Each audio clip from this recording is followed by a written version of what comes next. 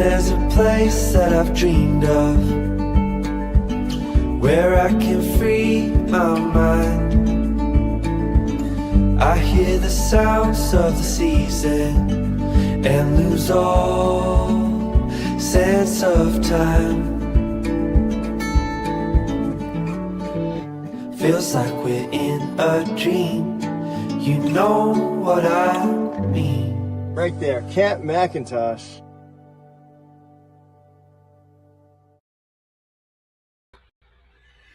Yes, it is Mike, Camp McIntosh, and it is another episode of CFN Live. Lucky to be here. I'm sure all of you are feeling the exact same way. Another day and another memory. We will say that. Hopefully everybody had a fantastic weekend. Busy. I'm sure everybody was. Great weekend for weather for most of the country anyway, so hopefully people got out fishing. But before we move on, obviously we are looking to fill up Camp McIntosh. Tracy is awaiting your call. Right now we are about half full. So as I said, if you are interested, it is September 23rd to the 27th. We'd love to see you. We'd love to have you. We'd love to share some memories with you up at Camp McIntosh. And just so you know, for those who are a little apprehensive about shared accommodations, we have the ability because there are cabins available. So in order to find out, you got to call. So make sure you call Tracy. There's the number. The email is there as well as the website if you want to go on the website. But we'd love to have you. And with that, it marks the beginning. It's really important to mention that it is becoming the season of Stella. It is Stella season again. And for all those who are going to Horwood Lake Lodge, which is completely full and happening in a couple weeks, and to all those who are participating in the CFN Fish Off, which we'll get to, and Camp McIntosh. There are 3 Stellas that have arrived. They actually arrived last week, and they are ready for our community, and one lucky winner is going to be taking that home from either Horwood Lake Lodge, Camp McIntosh, or the CFN Fish Off.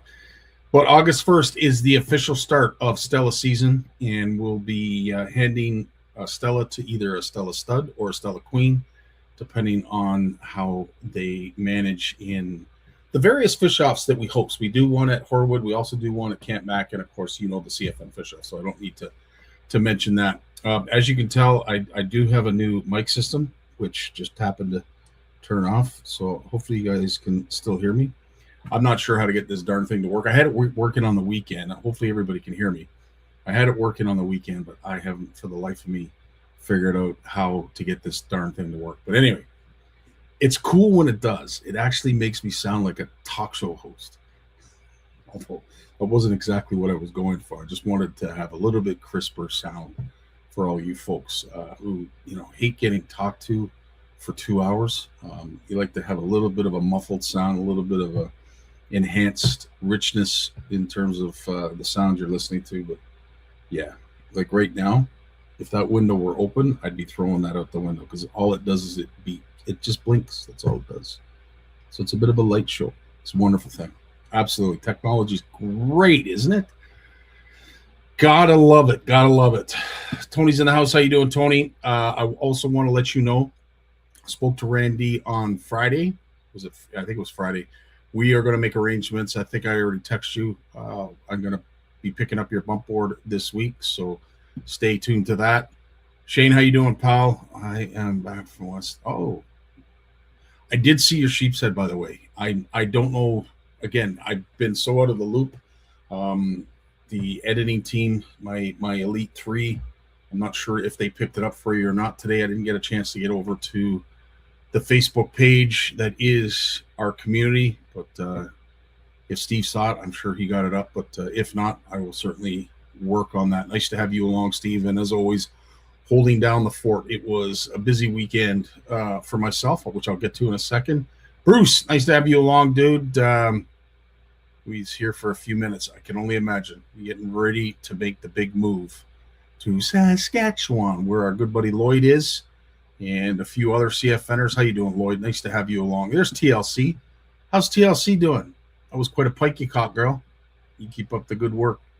Love the stuff. Steve, how you doing, buddy? I believe it was a busy weekend for you with Peter Larman and the youth group. We'll be talking about that with Big Jim. Adrian's here. How you doing, Adrian? Nice to have you a part of the show. Rick's in the house. Grandpa's Tackle Box is here. Holy smokes, we got lots of you folks. Trisha, nice to have you along as well. Okay, so many people. Advanced Taxidermy's in the house. Nice to have you along. Keith, beautiful. Dude, again, I want to thank, because this is a cool part. And I know Richard is doing a fantastic job promoting the heck out of the sale of the hoodies, the jerseys, and everything else. I know Walter's working very, very hard behind the scenes, too, to get our jersey. This was last year's. We have a new one that's come out that Walter's been working very, very hard. He's on night, so if you can't get a hold of him, it's probably because he's sleeping. He's got that last off shift before the big R, the big retirement. So we're looking forward for him to retire so he can enjoy. But in the meantime, I wanted to mention, when you see the CFN swag show up in pictures, in your timeline, in your news feed, it's always awesome to see. We had an angler up at Long Lac that was participating in the Long Lac Walleye Masters tournament that had on a CFN jersey. For the life of me, I didn't get his name, but a big shout out to him, because as I said, Long Lac is from here.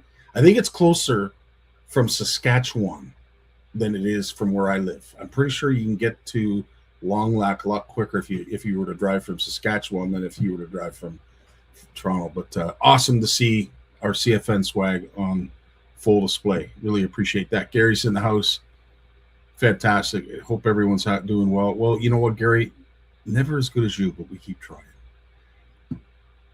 We'll just cycle through, make sure I haven't missed anything of importance. Steve's yeah. Oh, he did get it up. Fantastic. Oh, that's awesome. Well, I'll make sure to put a comment on that, because that was quite the sheep's head. I need CFN stickers. I know a guy, and we will be working on that, Rick. I was hoping to have some for the Chihuahua event. Unfortunately, it just didn't work out, but it is what it is. We will make sure, Rick, we're going nowhere, so we'll make sure, Rick, I personally deliver you a CFN sticker. But yeah, still too busy making tackle. Well, you know what? It's not a terrible problem. I'm good living the dream in the north. Yes, you are. TLC is living the dream. All right. So you know what I was busy doing? I had the pleasure and honor of hosting the Long Lac Walleye Masters tournament that happened up in Long Lac. I pitched an idea to Alan for me to do it remotely, to be able to do it virtually, so that he would have the same result without the big drive and, unneeded expenses. Because let's face it, we all know tournaments are they're suffering. It's not easy getting boats, because things are costing a fortune these days. And as much as people want to compete and want to participate, it's tough. It's tough. And at 65 boats, which is really incredible, even for Long Lac, that's down, because typically they usually have in the 70s and 80s. I think one event they had 100 boats, if I'm not mistaken. So they usually they usually have a great contingent of participants. But unfortunately, this weekend, it's tough. It's tough these days to get people to spend money. And let's face it, with everything that's going on, is there any doubt why? It's ridiculous. It's just crazy. Anyway, tonight's show is sponsored by, of course, the Made in Canada Tackle Show. And of course, if you are someone like me and you support Made in Canada, not to say that we don't support anything else, but I'd like to support our domestic products. I like to support those who are doing some wonderful things for the industry, as well as for us anglers. But as I said, when it comes to the Made in Canada, there's just a certain spot in my heart for that. And for all you tackle producers and anybody who's producing merchandise, tackle, terminal tackle for us Canadian anglers, thumbs up, tip of the hat. Thanks so much. And we are here to support you. So with that, I want to bring attention to, of course, what is happening Labor Day weekend, which, of course, is the CISA event. This is CISA 2, part 2. And very happy and honored to know that most, if not all, of those vendors that you see on that list are coming back again this year. The only notables that won't be returning, I don't believe Brad's going to be able to come from POW. and Velocity. Paul had mentioned that he's got a conflict, but outside of that, everybody else is coming. So with that being said, if you are a tackle producer, you know somebody that is, or you know somebody that wants a free, and let me repeat this, free opportunity to put their stuff on display and in the eyes of anybody that walks the park down at Confederation in Kingston, please contact me, because we have spots available. But that is who currently is coming, and we are honored to have them. So as I said, if you want to see your logo on display in front of other great vendors, as well as the chance to be in front of some great anglers, who are going to be competing in CISA and who are going to be there, we'd love to have you. Again, reach out to me, let me know. And if you know somebody that isn't watching that would, or it's a great opportunity, again, did I mention it's free? It's free. By all means, reach out to me and we will get that done. Speaking of tournaments, obviously the NCAA is going to be happening again this year, September 18th to the 19th. Honored and happy to have that. We are having issues getting folks to sign up. Regardless of who signs up from here on in, we'll go with whatever field we have. And we're going to have a heck of a lot of fun doing it. It won't have necessarily all the bells and whistles that we had last year, because, as you know, stuff costs money, and without the resources, it just can't be done. But we will make sure that who does come is going to be fed well and have a good time. But we'd love to have you up there, even as a spectator. There are campgrounds on site. If you wanted to pitch a tent, just wanted to get away from the family or with the family for a little bit, again, reach out to me. I'd love to steer you in the right direction so that you can come up and just take it all in. Spanish is a wonderful, wonderful town. We're honored to have that city supporting us in such a huge, huge way. And we do our best anyway to try and pay it back to the town folk, because they certainly do their best to support us, as well as all the vendors in town. There are Gamble's Convenient is a perfect example. Gamble's, it was awesome to hear the feedback from them. They did very, very well. So we're lucky to have such a great location and some great vendors and support. It's second to none. Also, speaking of support, this is very, very important. As it is right now, we currently have roughly 200 people that are signed up right now with the CFN app. You folks, if you have signed up, are considered ambassadors. And when I say ambassadors, it's about sharing the information. Folks, we all know, and we've all been in those situations, and we've probably deemed certain things that we've seen or heard of as, well, they probably just use the excuse they don't speak the language, they don't know, right? Well, when it comes to fishing regulations, everybody needs to know, and there can't be any excuses. So this is an interesting app that is geared towards focusing people on where to go to get the fishing regulations. It is designed to be a portal. So if you don't speak English, and let's say you don't speak French, the regulations really don't speak to you unless you're Chinese in this province. I don't know about any other provinces having a translated version of their regs. This is your arsenal.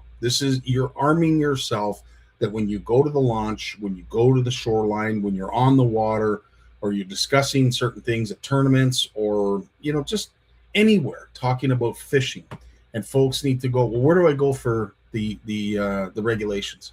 Well, anywhere in Canada, including our territories, this is your one-stop shop. The CFN app provides the means for, if you were to go on a vacation, let's say you live in New Brunswick and you're going to be visiting BC, you can go over to BC, click on it, drop a pin, even to where you're going to be fishing, and you will be steered in the direction of knowing the regs. So anybody who has signed up, you have become an ambassador, and I will knight you. There'll be a full ceremony, trumpets will play. It's going to be something.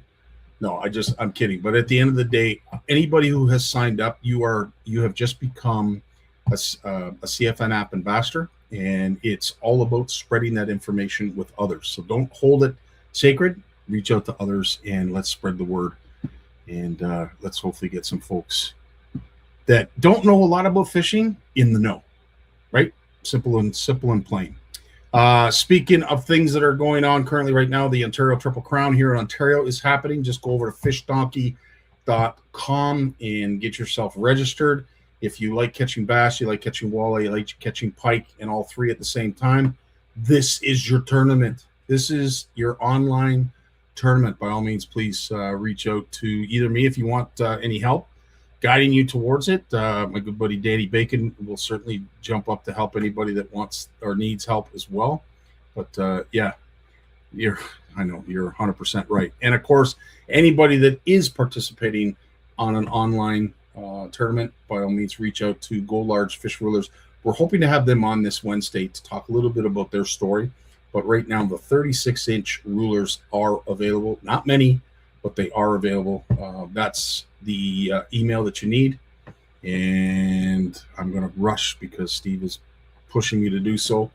Tuesday, which is tomorrow, will be the last installment of the Compre Conquer All Challenge. We'll be doing the kids prize as well as one of the video prizes. So we've got 2 prizes yet to give out. Mike will be joining me hopefully at 7:30, if not 8 o'clock, to give the last bit of prizes away and finally put the Compre Conquer All Challenge to bed to a certain extent, because of course we got to get all the prizes out, and Sherman is going to be working with us to do that. So we are looking forward to that. With that being said, yep, Steve, you're 100% right.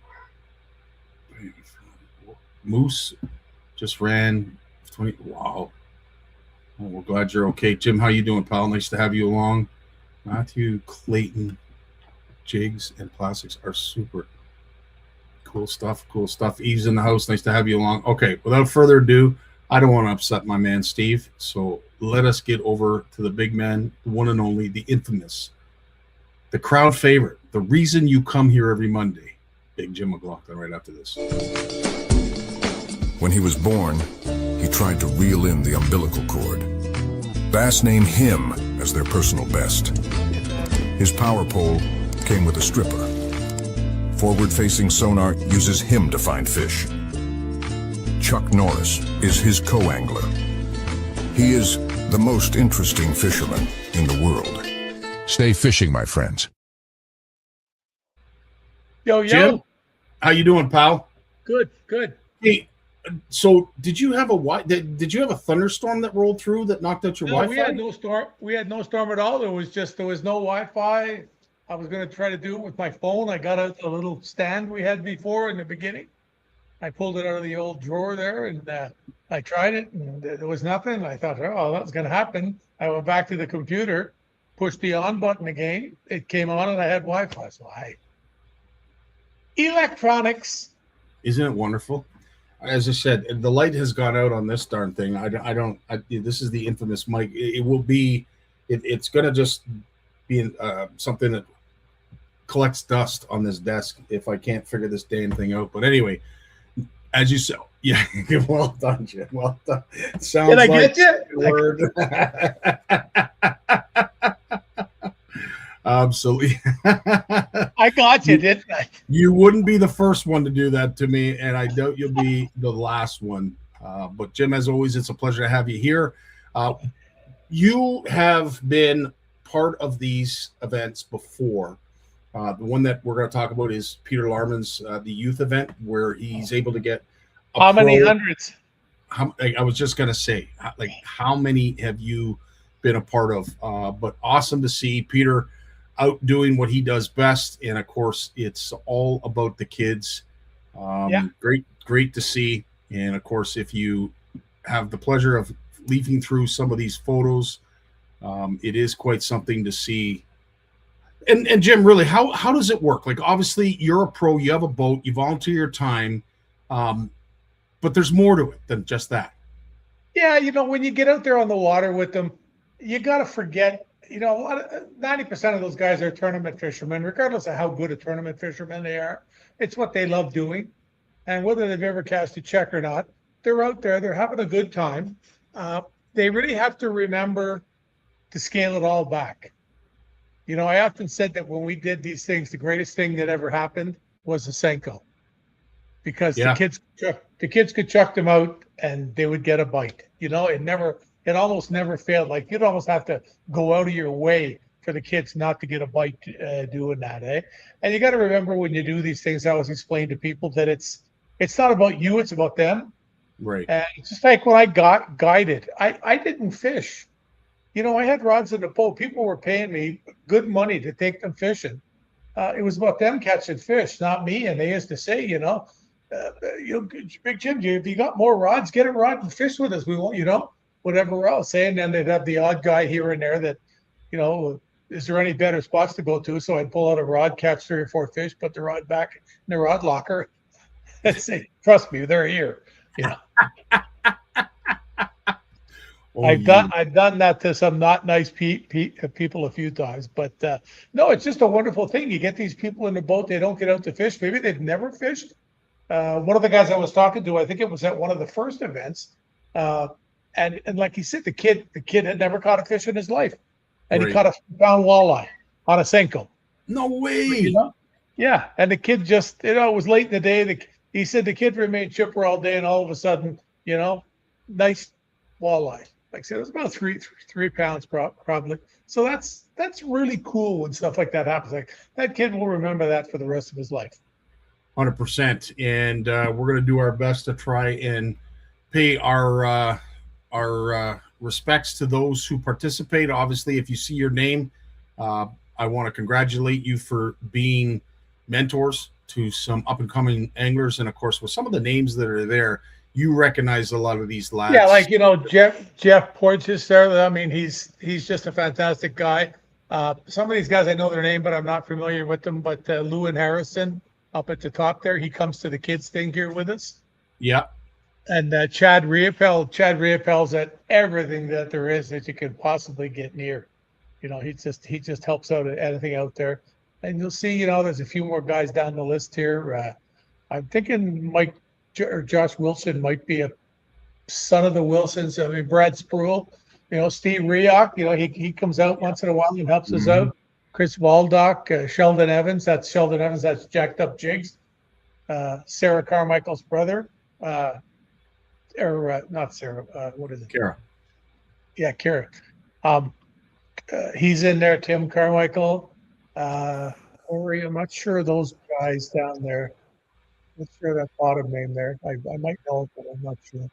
But it's just so nice that the guys come out, and it's not about bringing in 5 fish and being a hero. They just have a really, really good time, And then like Sheldon from Jacked Up Jigs there, he won a rod. And he gave the rod to the kid. That's awesome. Stuff like that. That's just really, really cool. To see stuff like that. Yeah. So we have our winners. So I want to congratulate in third place. I'm going to say that Bryson is the youth angler that was with Chris. Managed to bring in 10.34. I'm going to assume that is a bag limit, like a 3-4 fish bag limit, Jim? Yeah, I'm not sure what it was. Yeah. Okay. But 10.34 certainly nothing to sneeze at. Great outing there for that lad. And then in second place, which I just missed, there we go, Beckett Goodfellow. 3.66 was the big fish. That's a big fish for a young lad. Nice work. Now, as a pro, is there a sense of pride making sure that your young angler is on fish, catches fish, and wins the awards, the bragging rights? Yeah, you want that to happen because you're going to get heckled after if you. Yeah, and I know one person that would definitely be at the top of that list when it comes to heckling because you're really good at it. Thick skin, buddy. I'm good at taking it. I'm good at dishing it. Absolutely. Brandon Lefebvre, good for you. 4 pound. You got a big fish, 4 pound, but that's nice. 11.82 pounds total for first place. And Chris Crook gets to take home the bragging rights as the pro. But Peter, fantastic stuff to see. We definitely need to see more of that, and hopefully CFN can do our best to help promote that in the future because that's awesome stuff. Right on. All right, Jim. I know you've been busy down at the lake. I'm going to assume based on the raking that was done the past week. It's all filled back in. It's all back in. Well, it's not, I mean, it's at the top. I mean, like they took some of the weed out, but the only thing you can fish with down there now is a frog. I went down the other night, I tied on a 1 ounce sinker on one of the new rods, and I went down there and shot it up in the air, and it just goes splat on the stuff, doesn't even go through. Like, it's just, Like casting into wet And yet- cement is what you're saying. we went down today to bring Tammy down to the doctor in Kingston and grab groceries. And I drive over the Cataraqui River there. And some of the bays that normally are totally gucked up, they're just beautiful, clear blue water with a little fringe this wide of junk around the edges. Oh, wow. There's no mats. Now, the water in the lake is cold, but that's not the water up at the 401. That's like a mile away. Right. And the water's going the other way, and I know the wind does push it in and it rises, the old bit in the lake with the wind, but I don't remember seeing a year where that bay at the 401 did not fill in with gunk. I don't remember seeing that. So that means all those fish that live there, boy, they're there for the taking right now. You could probably catch them on spinner baits or jerk baits, something across a rattle bait over the top, because they're not hiding underneath all the mat where you have to be really methodical and go every couple of feet to catch them. So it's Steve's saying they're starting to get them on frogs, which is nice. Gotta love that topwater bite. Luke has mentioned that is still on AOL. Are you still on AOL?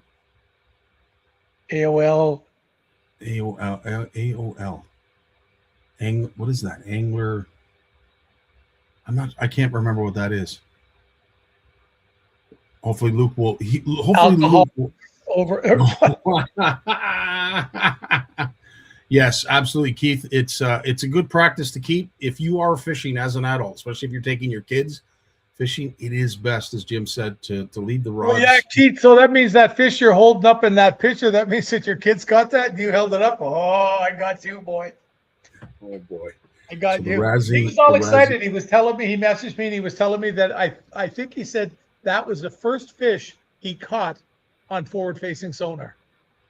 Oh, no way. I believe so. That's Wow. he could correct me if I'm wrong there, buddy. Just say yes, so I look good. Yeah. I will say this, Keith. If you need any marriage counseling, because once you buy Live Scope and you're hooked now, like you're going to want it. There's no getting around it. You're going to want Live Scope now. If you need any marriage counseling, talk to Jim. Jim's your guy. He's a great. I saw a guy sent me a picture. Well, I didn't see him. He sent me a picture. He says, "What do you think of this?" He's got the boat tied in. He's got a cottage or a rental place for the weekend, and he's got the family there and everything. And he says, "What do you think of this?" He's got the forward-facing sonar because he's got the boat backed in for the evening. Like just sitting there, all tied up with the bumpers and everything, ready to go. That's awesome, buddy. That's awesome. And he's got it all tied up and everything. And he's got the electric in the water with the forward-facing sonar pointing out in front of where he's sitting on the end of the dock. And he says to me, "Look at this." And he shows me, he said he sat there and waited till a fish swam into the picture. And he caught a pike about 6 pounds. He said he's sitting there drinking a cocktail. He's got a rod in his hand.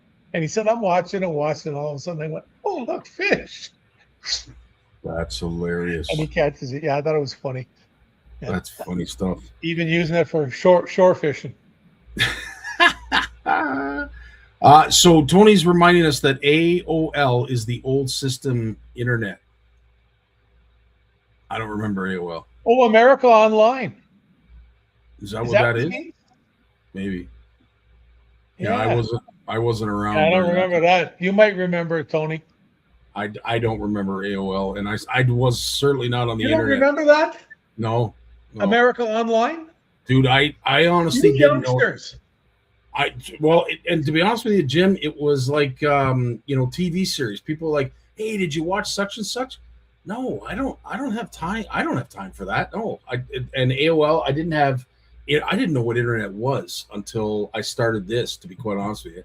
I know it was somewhere you could go Google stuff, but when it came to technology, internet, Facebook, social media, I knew none of this stuff. I'm still crippled. I can't do it. Yeah, I still have tons to learn, but no, you nailed it. Like That's exactly what it was. Tammy was going to have the email go over to her to the Mac and put me on there with you.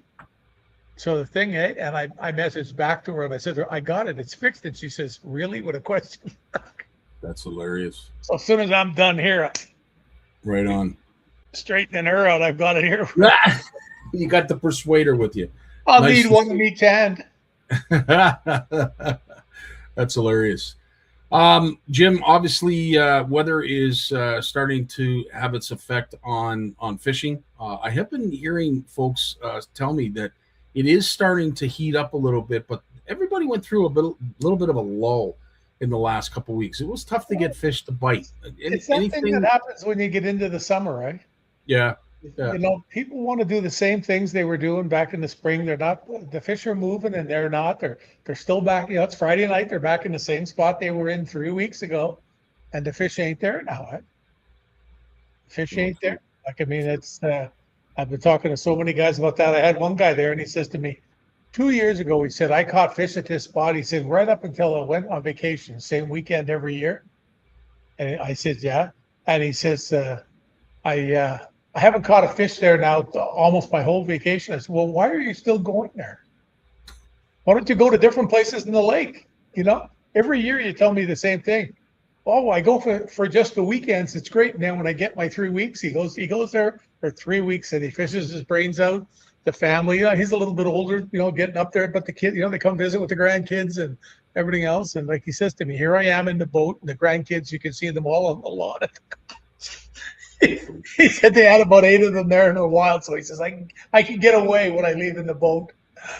That's But hilarious. I told him, you got to pay attention to what you're doing. Hey, that's one of the real secrets to success in fishing. Yep. I'll give it to you right now. There's somebody watching here that's just saying to himself, well, that's me. You know, Yep. you gotta do it. Yeah, it's so true. Speaking of odd catches on odd baits, and you're a man I know that has pitched a lot of stuff over the years. And Hey. I hate what I mean in a good way, pitching a lot of stuff. But I want to ask and I don't want to put you on the spot, so I'll give you time to think about it. But of all the craziest baits presentations that you've used, was there ever a fish that you caught that you just sat back and said, I can't believe I just caught that on that bait or using that presentation? Was there any one that you can think of that comes to mind where it was, holy smokes, I wasn't expecting to catch that? Well, a long time ago, before we had Senkos, I remember catching bass on gummy worms. Okay. You know, you'd buy a bag, you know, one of the bags of them at the gas station, and you throw it in the boat for just chew on a few of them in a lock, or when you're driving down the lake or whatever, right? 9 times out of 10, you'd get 2 out of the bag and they would blow away. But I did that one night. Sitting at the dock. It was one of the few spots where we could keep the boat in the water for the night, and they had big lights on it, and they had a big old dog that they had tied up there, so it was safe, eh? And we were catching them one after the other. The first time I did it, then everybody's over. You got any candy? But we didn't even know what a Senko was then, though. We didn't know what a Senko was. Now, obviously, soft plastics existed back then, right? Like it would have resembled something that you've used. Okay, yeah, that's not that off the wall. And of course, anybody that knows and has tried it themselves, they work. The gummy worms, they work. Oh, they'll eat, especially the ones that aren't with all the sugar on the outside, the ones that are just like plain like an old juju bean, but in a shape of a worm, right? And I just had them nose hooked, and we caught them one after the other. But after about 10 minutes, it's only half the size because it melts in the water, right? It dissolves. It disintegrates. Yeah. Interesting. Keith caught one on a kibasa. That's cool. So I've seen pike getting caught on hot dogs. I've seen that. Oh yeah, everybody's done that. Everybody's done that. The pike and the hot dog. But yeah, kibasa. I don't know if I'd be releasing kibasa on a pike. No offense. I know you love your pike, Keith, but I don't know if I love them that much. Mike caught a 30-pound chinny on pink and purple squirmy worm. So I'm going to assume that it is something similar to what you're talking about. Andy, yeah, something like that. A gummy worm, yeah. It was a gummy that. Tammy got a channel cat on a gummy worm. So gummy worms are the hot. I had a bait. guy tell me that his uncle caught a muskie almost 50 pounds on a slice of roast beef. And I whatever. So I bump into the guy about 2 weeks after they're all down. This is by Billings Bridge in Ottawa. I'm fishing from the shore. I'm like 23 maybe. It was when I had the store.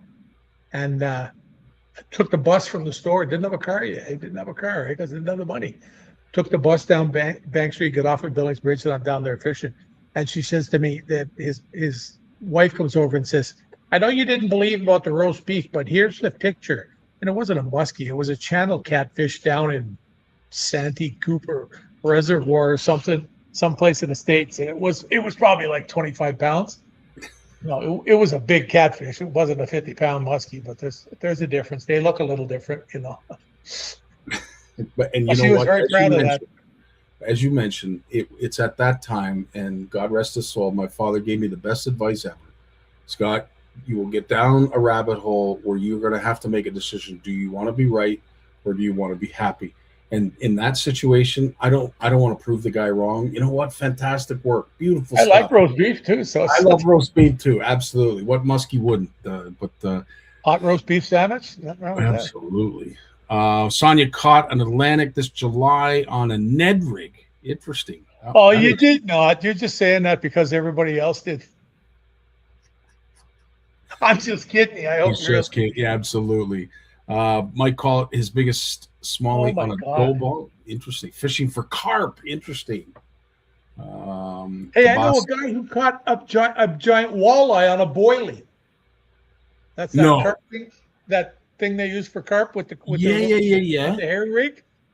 Caught it on a boilie. It was like 14 pounds in the St. Lawrence River. Wow. That's interesting stuff. If you have something that you've caught that surprised the heck out of you based on what you were using, I love, and I know you and I have talked about this before, when you get into a situation, especially when you're up in the North Country, and it's fish after fish, and you just get to the point where I'm going to throw my sock out to see if I can catch a fish with it. I love getting to the top dead. Well, absolutely, especially if you've been there for 3-4 days without a shower. But I digress. But there's some stuff that, you know, we came up with all kinds of names. We would dig deep in the tackle box and try and find something. But I have to say, I was always surprised at some of the stuff that we caught on what we were using. But in some of those non-pressured lakes where all the fish are hungry, sometimes you get. You know what I'm going to do next week? I got about probably 15, maybe 20 boxes like this out in the garage. Just boxes that are full of stuff from over the years. And I sold some of the musky stuff off, but I've got just scads of them like this. And what I'm going to do is I'm going to bring a bunch of them in from the garage, and we're going to go through and there's old stuff in there, like things that were special to me, and we can talk about each one as you go. Because if I keep them that long, it's what it is. Wow, the claw. My favorite thing. Whenever we drop anything on the floor now, you grab that and you pick it up. It's awesome. Jim never misses a tip either. No, look at it. I caught a fly with it a few weeks ago off the window. I told Tammy I'm going to catch that fly. She looks at me and just shakes her head and goes, "Was when we were working on the paper?" And I said, "Look at that! I got it." And I pinched him right. I was following him around with it. She's just about ready to give me the old. Well, I have heard you being referred to before as sensei, so I'm not the least bit surprised that you were able to do that. I hope I'm pronouncing your right, Kagi. I hope it's Kagi. KG Flowers. Hey, what's up, buddy? Caught a big pike on moose meat again. That's meat. I don't know if I'd want to eat moose meat. Why would you waste moose meat on a? I didn't want to go there. But yeah, that's sometimes. Did you see KG's picture there? Yeah. The picture that was up of him, that's his granddaughter. Oh, nice. Yeah.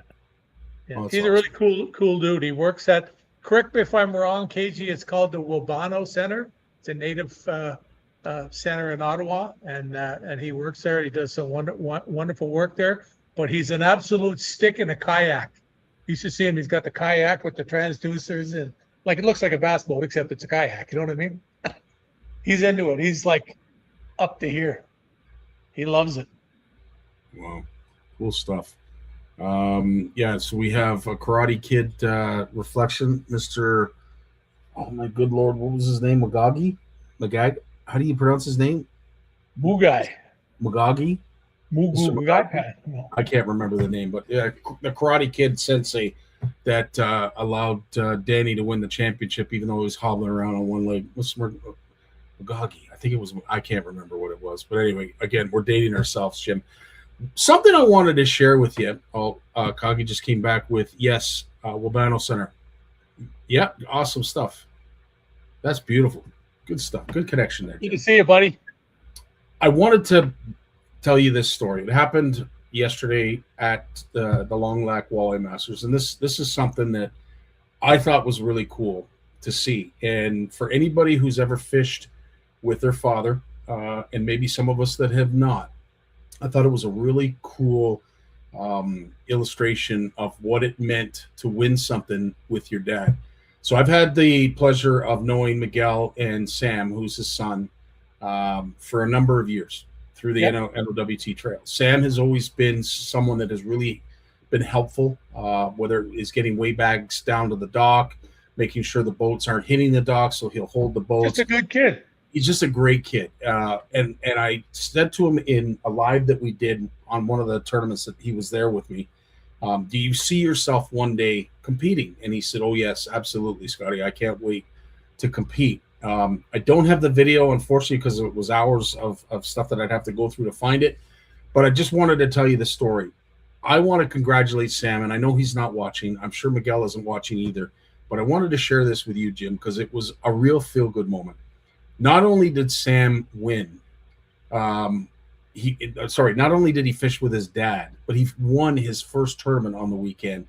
And the coolest part about it, I don't even think he's a teenager yet. He's a young boy. Yeah. And he won with his dad, and he was emotional. It was overwhelming for him. And I can't begin to imagine how cool of a feeling that would be for Sam. He looks up to his father, loves his father dearly, and loved, I'm sure, the opportunity to fish with his dad. But to be able to compete in a tournament and win, can you imagine? Like, that is such a cool feeling. That kid is hooked for life on tournament fishing just because of that. That'd be a hoot. It was so awesome to see. He's such a great kid. Such a great kid. They've done a fantastic job bringing that kid up. But to see him win, holy smokes, was that awesome. Man, almost brought me to tears. I want to go over some of the things I've been hearing people catch and fish with. One is our buddy Rob from Dominate Baits. Yeah, baby. His that's the Thunder Shad. His bait here. Yep. That's the one we talked about earlier. Remember, it's because they've got those little, I don't know if you can see it, those little wings on the side there. That's what gets it, that rolling motion, which is really appealing to most fish when they see it. Our buddy Wes from Wham Baits. That's one of the new, well, not new, but one of the baits he's been putting out. See, it's a hand pour. Yeah, but I like how thick that is. That's yeah. There's that. There's a couple of different colors here. That's an interesting profile. I haven't seen that with that. Oh, it's common, but he's done it. He's done it up really nice. He's done it up really nice. And he's got some, they're all sort of big, blue gilly looking colors, right? But he's got that. You'd fish that on you could fish on a jig head, but it's best to fish on one of those rigs that's the hook with the sinker with the little spinner flashing underneath it. That works really, really well. And then I was talking to Justin at Gagnon's today, mentioning I was going to be dropping in. I'm going to go down. I got to go to the new mothership on Wednesday, and I was talking to Justin at Gagnon's, and he was telling me that Pete Cito, his Mondo, the large one, this here's just dirty looking. That's the one I caught all the fish out back here with last year. This one here, the Mondo gill. Beautiful stuff. It's just been selling, and when things sell, it's because people are getting bid on them. Yep. That's 100%. why it sells. It's amazing out there.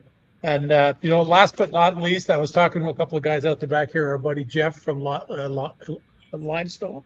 Yes, sir.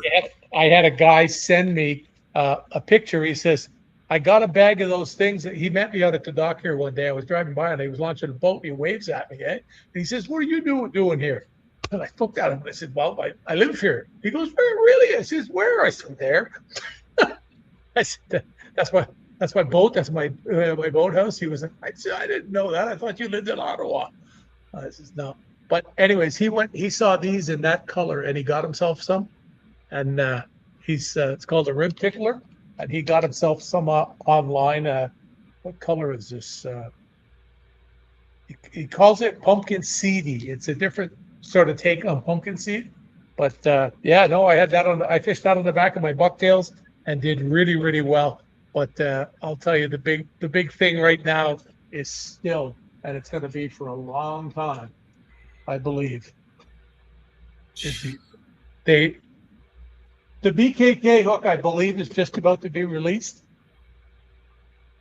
I gotta shake them down and get some. It's absolutely so cool the way they've developed it with the swivel on the top and the wire coming off the bottom. You push your bait up against the wire, bend the wire around it so you don't lose the bait every time you set the hook, because with the TPT plastic, it's not coming off. I think the treble hook is the way to go. I know a lot of guys are using doubles and they're using the frog hook and whatever else. But man, if you're fishing not right in, trying to fish in the weed with it, I don't think there's anything that beats having a hook with 4 points on it. With the bait hanging under it, you can't lose. Like, they suck that bait in, and when it tries to go back out, what's the first thing that they've got? Because the hook's right here at the top, just like a boilie, like we were talking about carp fishing. Yeah. They suck in the boilie on the way back out. They get stuck. It's just the way it works. It's absolutely. Yeah. Jim, as always, our time flies, and with a full house, we got big Lawrence to get to. We haven't spoken to him in a few weeks. Put a memo in his file. Well, maybe that's what I have to read to him is the memo. It'll be one of these here on this day we celebrate Big Jim, because Lawrence is. And a guy twice the size of me comes out and picks him up from behind. What have you got coming up this week? Tomorrow I've got. What have I got tomorrow? I'd have to look at my book. I know there's something there. I've got a sign hanging on the door that says 11 a.m. So I know that means. So I don't go out the door, forget about it. I've been doing that for years. That's the classic. The number of things I did on my phone. The people were saying, I thought you were going to be in the office. I got you on your cell phone.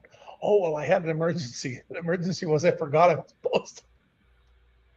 It's so funny you say that, and I know I digress, but I everybody says, Scotty, you have a phone. Yeah. Well, why is it that every time that you do a live or we have a Teams call, I see nothing but sticky notes along your wall? Like you're surrounded with sticky notes. And I said, I'm old school. I have to write it down. It's got to be written down, and I have to be able to see it for me to know that I have it. If I can't see it, I don't know that I have it. Because there's you can get your phone to do this, eh? Scotty, I bought these at a garage sale.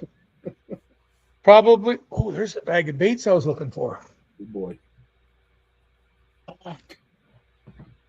Oh my God! What a great evening. Well, what bag is it? Oh, right on. I thought they were lost. They had gone down the back of a box and get the rod. Okay. I was just going to say, I know what you're doing tonight.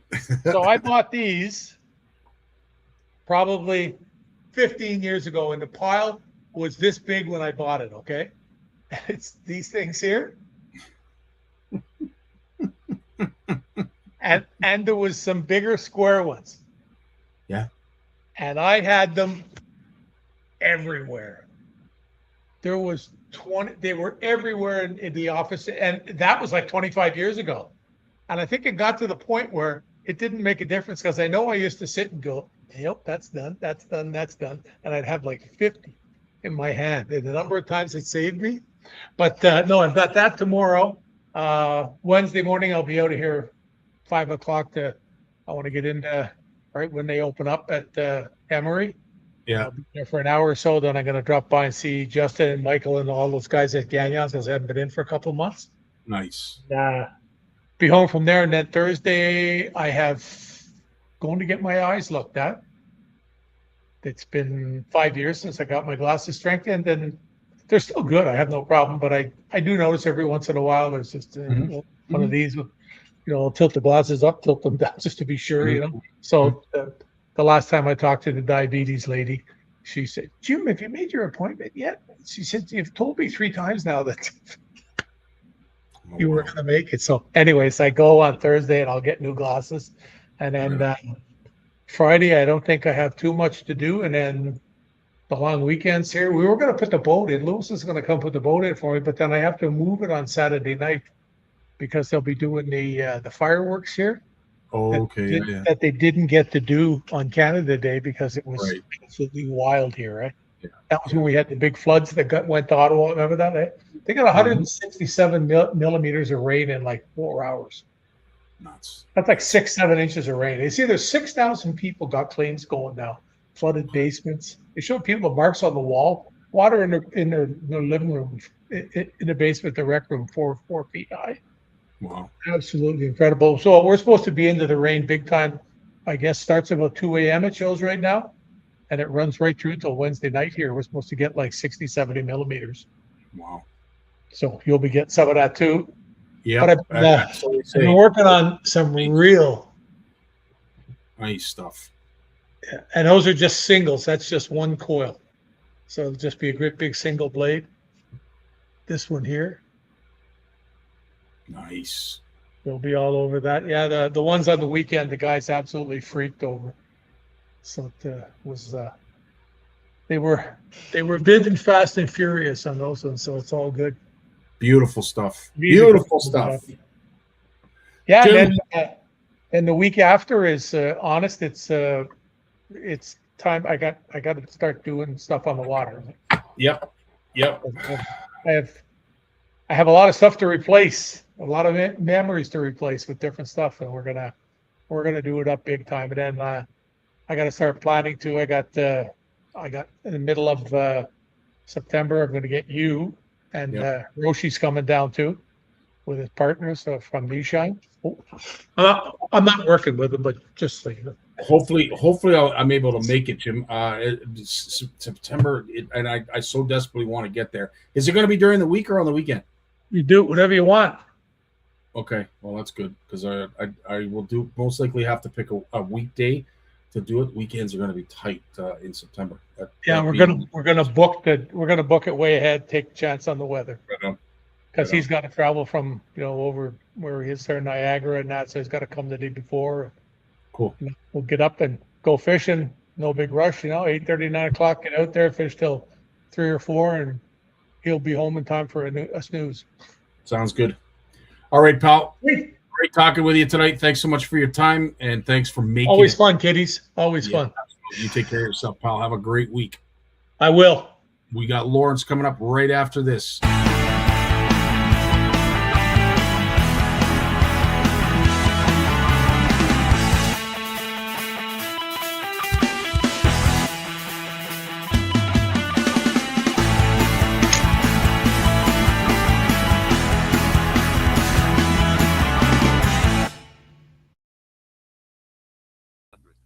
Lawrence?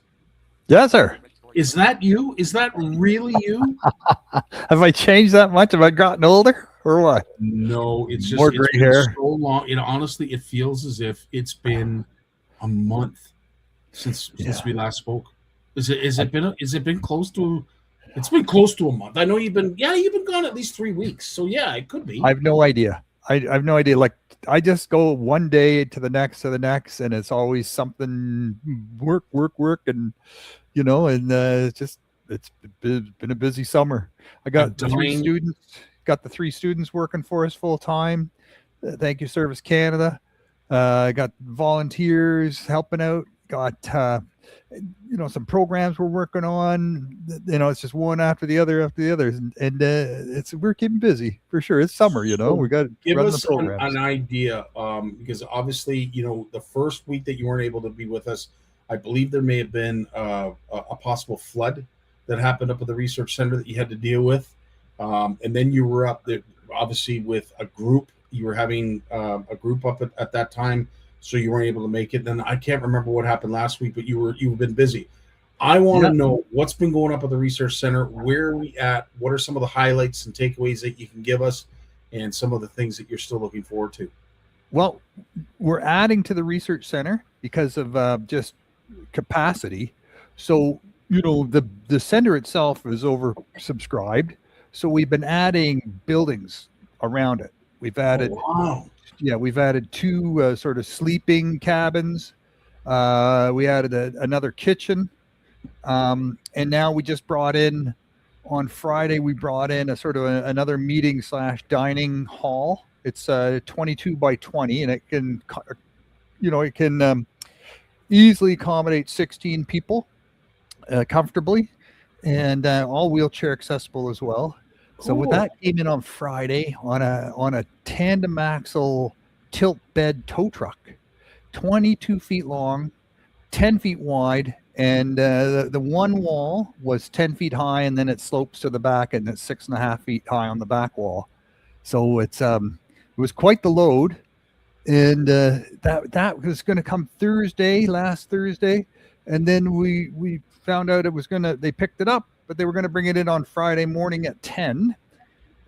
So, up there, that who knows when 10 is, but it's going to, anything can happen. So we're on the grounds getting ready. We got the stakes hammered into the ground and all measured off. This is where it's going to go. And then over at the fish camp next door, I hear a truck roll in there. And I think, is that my bunkie going over they take the wrong driveway? But then I heard a big water pump start up, a big sump pump kind of thing, a gas powered pump. I said, oh, it's the they're emptying their sewage tanks over there. They're septic tanks. Yeah. So yeah. I said, I missed them last time. And so I went over there and introduced myself to the guy, and I said, hey, come on, have a look at our tanks. I think it's getting pretty full. And he said, yeah, let me have a look. He just finished one tank. So he comes over, we popped the lid. He goes, oh, it looks good. He said, it's perfect level. Tank's in great shape. He said, let me go back and finish up the other 2 tanks, and then I'll come around and pump yours out. Well, I'm here. And that saves us a lot of money, because then me and the camp next door, we split the long distance charge. Right. Because of all the traveling, right? So he goes off, and I hear him start up his pump again. So I know he's on tank 2. And then I hear honking way up the end of our driveway. Our driveway's about 300, 400 feet long. And I said, okay, you guys, we got the bunkie's here. So someone's got to go up and meet him and guide him down the driveway. So sent a couple people up. And then I said to another guy, I said, bring me, they're coming down the driveway real slow. I said, you bring me up to the start of our driveway. So when the sump pump, the honey wagon comes, he doesn't come down right after the tow truck, right? Because I don't need 2 giant trucks on my driveway at once. It's not easy to back out of there, and turning around could become challenging. So I get up to the mouth of the driveway, and at that point we're already in trouble with the tow truck. It didn't make the turn at the bottom. Halfway down the driveway, it does a sort of not a 90-degree turn, but kind of maybe a 70-degree turn to the left, and it follows the shoreline at that point. Well, he didn't quite take the turn sharp enough, and his passenger side sort of slipped off the side of the bank, and he went over a little bit. And if it wasn't for a pine tree, if it wasn't for the bunkie leaning up against the pine tree, I think he might have tumbled into the lake. And so he's there now. He's stuck against a tree. So he asked me for a chainsaw. So I got him a chainsaw and a step ladder. I had a 12-foot step ladder. So he's up there cutting that tree down. So I got to run back and stop that septic tank, that's honey wagon from coming down the driveway. So he comes to the driveway, and I stop and I said, hey man, I have bad news. I got this tow truck down there with a big 22-foot cabin on it that he's delivering. and he's having a little bit of trouble right now, but I don't think you're going to be able to get in.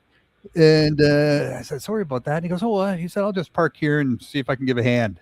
So he just leaves his big truck on the side of the road, walks down with me, and at that point, we got my truck hooked up, my Ram 2500 hooked up to the front of this tow truck with this 15,000-pound cabin on the back of it, and we're hooked up to the outside front corner of the tow truck, and to my Ram, and we want to get it back up on the driveway without it going over. We caught the tree down, so now there's nothing stopping it from going over. It's tilting at maybe, I don't know, 20 degrees, and so he's leaning over. My wife's got behind the wheel of the truck, and she got it in 4-wheel drive low, and everything starts up, and we got that tow truck back on the road, back on the driveway. So he comes down, does a turnaround at the bottom, backs up, tilts, crushes a few more trees. Oh, and all that I'm hearing is crunch, crunch, crunch as my metal roof is taking the worst of it, right? No. Oh yeah.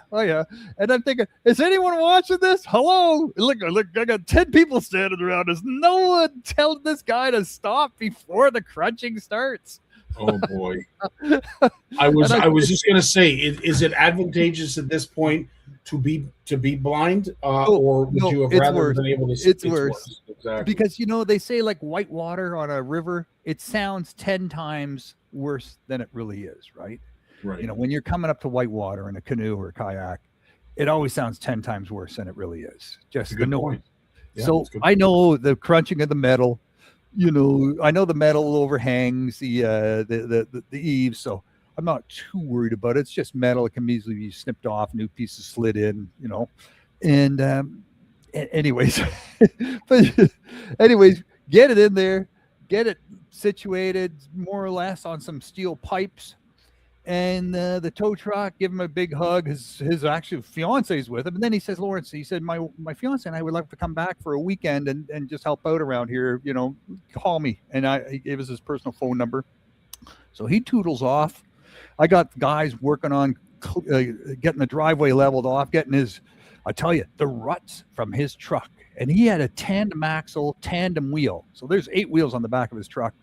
And it sank probably close to 2 feet on the one side. His wheels, no, it couldn't be. Must have been like more 18 inches down into the sand. There was an 18-inch sort of rut on the outside edge of the driveway where he slipped off the driveway, and it's sand, So we had it all leveled off before he went back out, and then I have no idea. I'm thinking, man, that sewage truck guy, he's probably long gone. And I said to someone, I guess that sewage truck's gone. And he goes, oh no, Ted's coming now. And sure enough, the tow truck leaves, sewage truck pulls in, that makes the corner, no problem, comes down, pumps out my tank. And he was really helpful, that guy too. Like he was really helpful with the shovels and chainsaws and moving stuff around, and one truck driver to another, just helping out, getting the job done. And he said, Lawrence, I said, well, I'm getting the driveway done. We're getting some landscaping done here. As soon as we had this done, we were going to get the landscaping done. And he said, you want to maybe make that corner a little more gentle. He said, I don't mind it. He said, tow trucks don't mind it. But he said, when you get that first load of propane in here, like we've been on small tanks, but we're going to get a 900-pound tank. Oof. And he said, when they come in to fill up that 900-pound tank, he said, those guys, they take no chances. And I'm thinking, oh yeah, of course they don't. Last thing you want to be is in a truck, a giant truck full of propane and go rolling over the edge. That's a bomb waiting to go off, right? So he said, they're really, really nervous. Those guys don't take any chances. So you really have to make sure that driveway's in good shape for the propane truck. Well, the Monday that you don't show up, we're going to assume that the propane truck did. And that was we it. We may never get the story. That's wow. It'll be in the news. It'll be in the news. Pete is sharing your love for septic, as he just installed a septic tank himself. We do have, we've got a question Mike wants to ask, and yes, we definitely want to get to it. But obviously you have, with the time that you've had away, the research center has taken a good brunt of your time getting that ready. And have you had quite a few groups go through already, or? We've had small groups coming up. We're just keeping it small, just getting feedback. And, we've got like basic systems in place.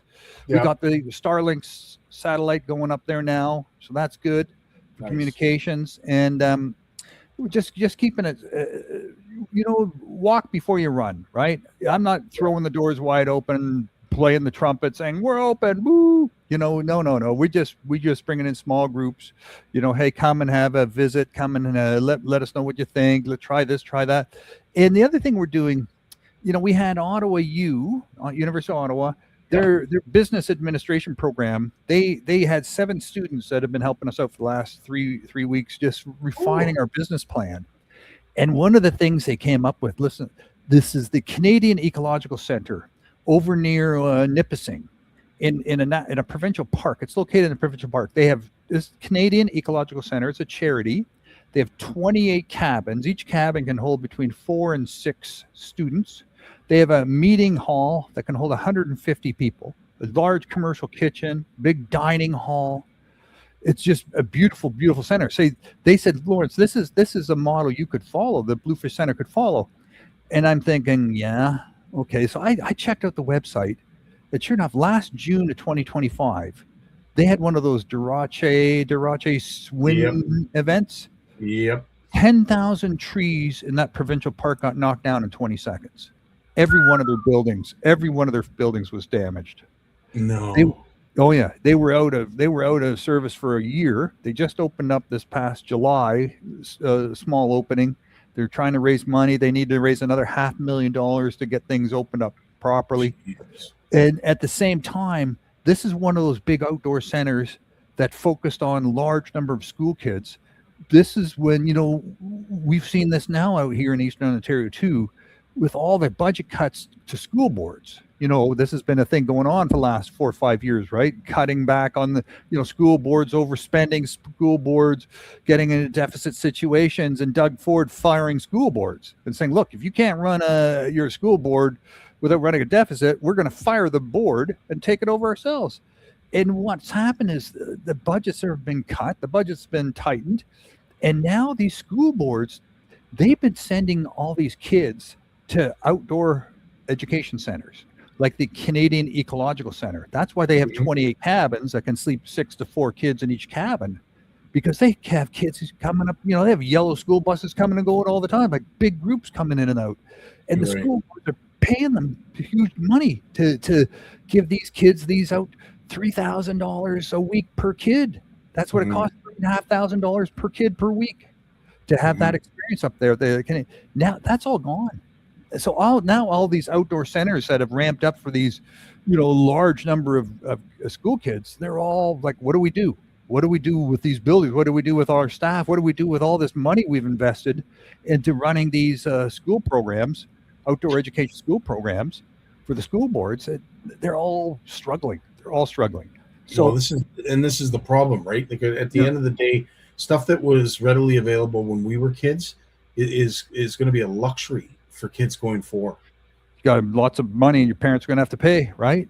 Yeah. And that, because the boards, the public system's not going to pay for it anymore.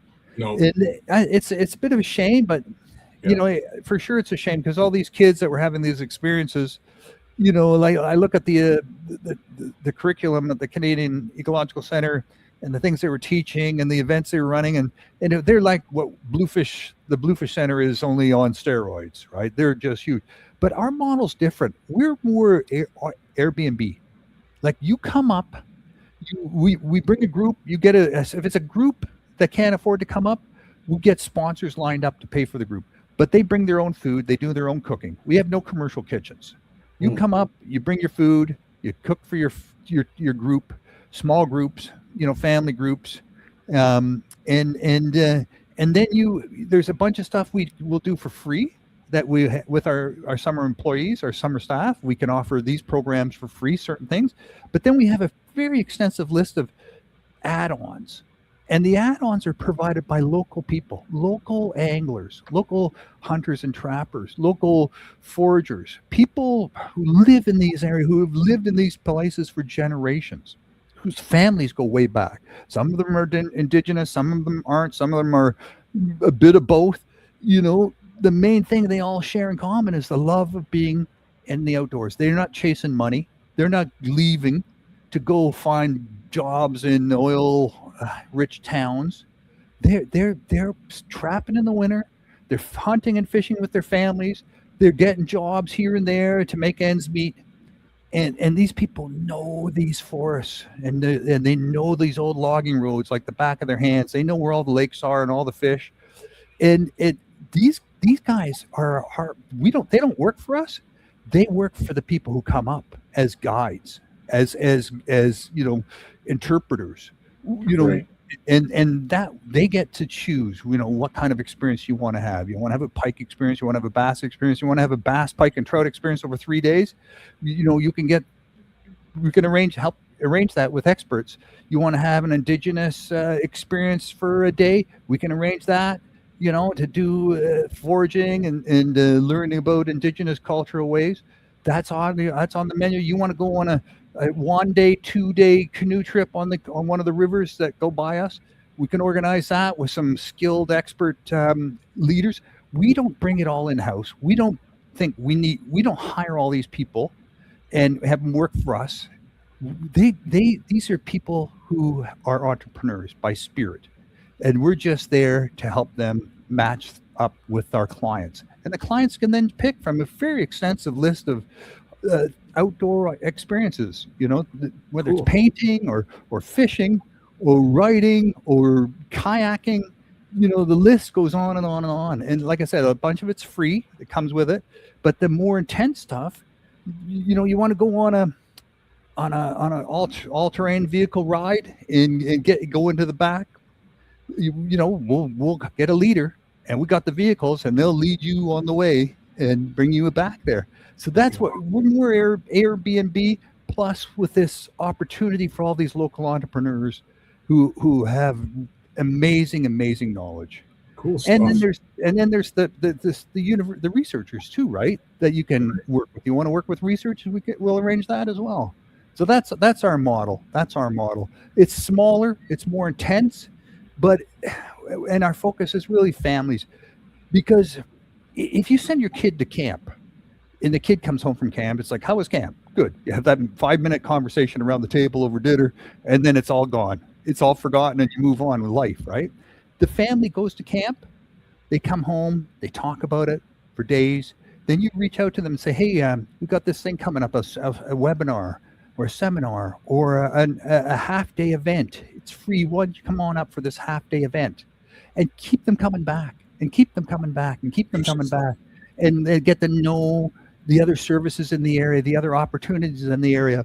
And you know, it's like every kid that learned how to fish from a grandparent or an uncle or an aunt.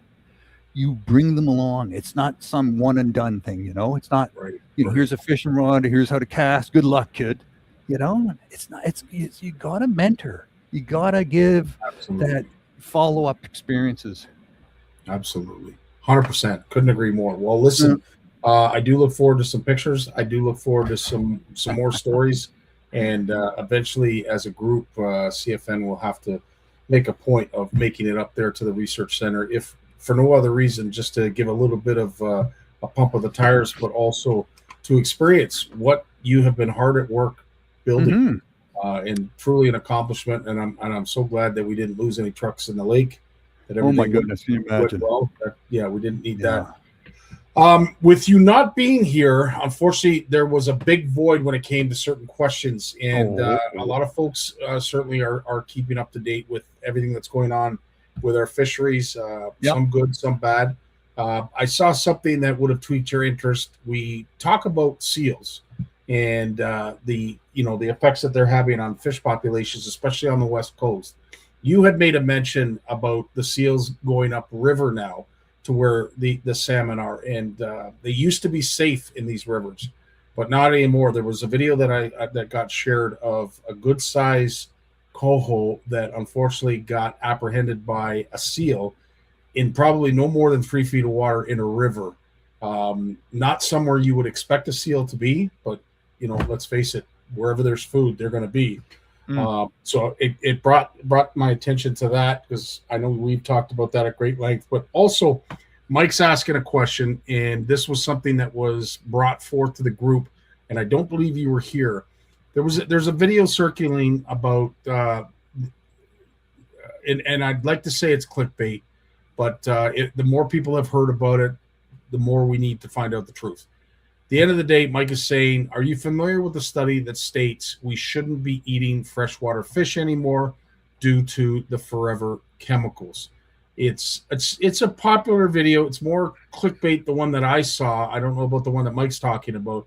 But have you heard anything about this, or is it just like everything else? It's a public service announcement, make sure you keep everything at moderation. Look, lead, there's no moderating in consumption of lead, right? Any lead is dangerous. We know that now. And, it gets into your system and it can cause damage for life. It doesn't come out. It's like forever chemicals like PFAS.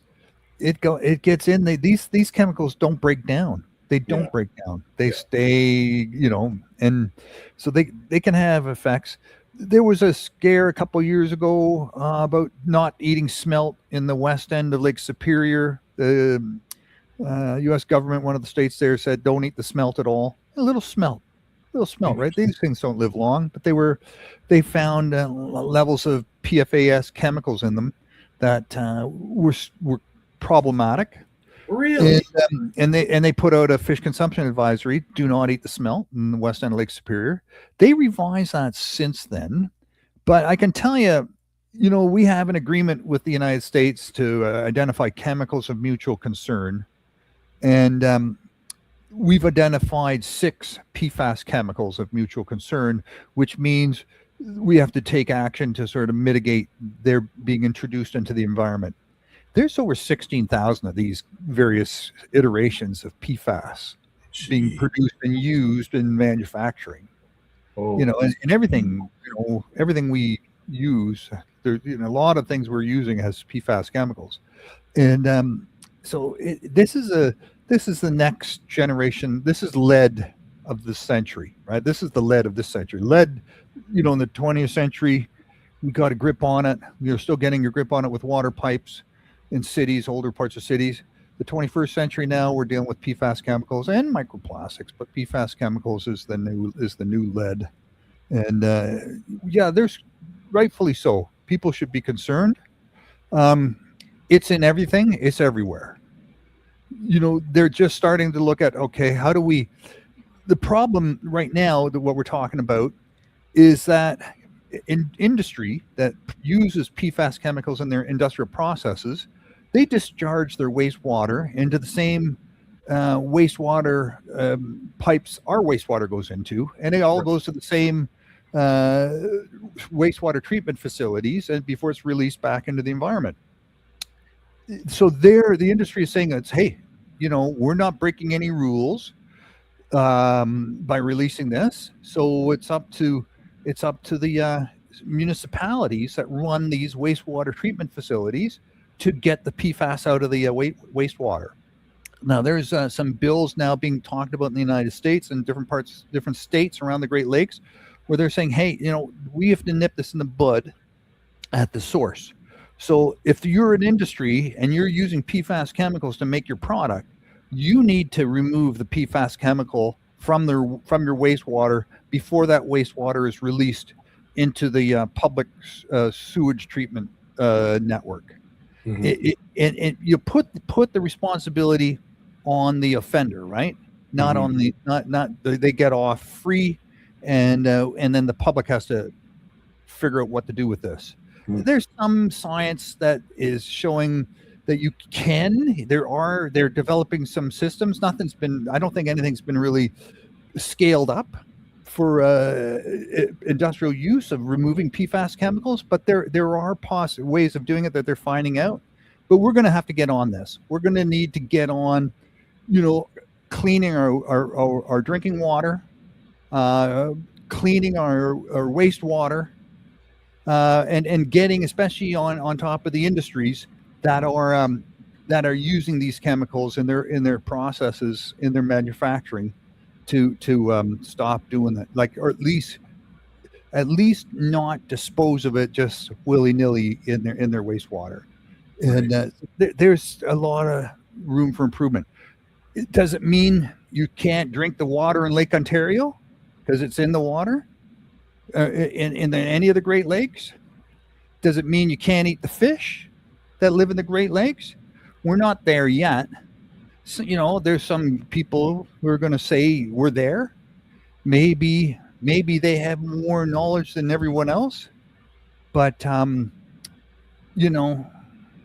There's a lot of town criers out there. There's a lot of people, let's face it, that wave the flag whenever anything happens. And again, it creates propaganda, whether it's positive, negative. At the end of the day, it's for you to do the research. But Mike, it's a great question you asked. It's something that we talked about with Jay briefly. The video that I saw, Jay was able to mention that it was a clickbait style video, but there have been others that have been surfacing, and we have known about microplastics now for a little bit, how that is starting to affect, our lakes, and of course the food tree, if you will. So yeah, it's like anything else. Moderation is the key. Is there any way you can pick a fish that doesn't have it in it? I don't believe there is. We certainly don't have the science yet to suggest that we can pick apart a fish and be positive what it has in it. We're certainly not doing it for table fare or any of the fish that you see sold in the grocery stores. I'm sure there are all kinds of requirements that they must follow, but at the end of the day, are they screening for lead? Are they screening for mercury? I don't believe they are. So it's all about moderation, I would say, is the best. Yeah, I mean, there's a lot of chemicals we know that we screen for, and the fish is tested for before it can be sold.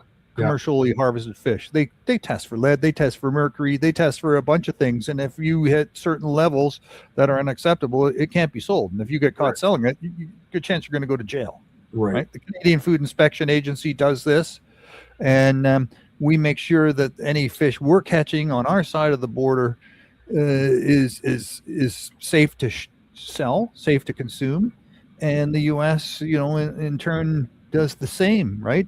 But we're also seeing a lot of the people who are doing the testing, and the facilities that are doing the testing, and the scientists that are doing the research. A lot of them have been laid off in the last year. Yeah, that's true. Like 50%, 75%. Those scientists are coming to Canada. We're hiring them. These are fantastic minds, fantastic scientists in the middle of their research. A lot of them have shifted to Canada and looking for funding to continue their research, and we're making that possible where we can up here. Cool. So it's at that part's a little bit troubling for sure, that we've seen this downsizing in research, but you see that in the United States too, right, with their health department, right, and around vaccines, around all sorts of things like that, right, and you see problems. So we gotta get this sorted out. Absolutely. I remember when DDT, right? We used DDT for bed bugs, and it was another forever chemical, and we stopped it. It's not stopped everywhere in the world. They still use it in places controlling bed bugs and things, but we don't use it, and it's not in our system, and the eagle population is rebounded, and so there's hope. We'll get there. PFAS. No one's saying PFAS is not a problem. Yeah. No one. Companies are being fined for releasing it in large amounts. Especially the ones that are on the list of their chemicals of concern, identified as chemicals of concern. They're getting fines.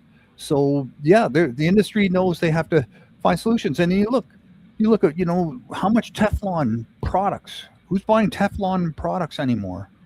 You see that. You don't see them. People are going to enamel. People are going to iron. but people going to stainless. But we're all moving away from Teflon, and Not that's just fast enough, because anybody that uses lubricants understands that there's a lot of Teflon lubricants still out there, surprisingly enough. But no, you're right, and there are certain we get smart over time. When we realize that there's an issue, we eventually change it. It might take a while. It might cost us a lot of money, and it might be difficult to make that decision. But eventually, we hope that we all get it right. Before we let you go, with as busy as you are, what have you got going for this week? Is there anything that you wanted to share about some of the escapades that you have planned for this week? So one of the things with thanks Yamaha Stay Outdoors for the grant, we have been busy just in the Ottawa area here, Ottawa-Gatineau area, identifying, using a grid that we've established around usability and accessibility. So we're looking at every shore fishing location, every kayak canoe launch opportunity, and every boat launch in the Ottawa-Gatineau area within city limits. And the city limits of Ottawa and Gatineau are pretty huge. And we're going in and applying this very comprehensive checklist to these sites and saying, okay, can you fish here? Is it safe to fish here? What are the path like to get to the shore? Where can you stand? Do you have to be a billy goat? Can you get there with your family? Is there a wheelchair going to be able to get down there? And then on and on and on. Same with the kayak canoe launches.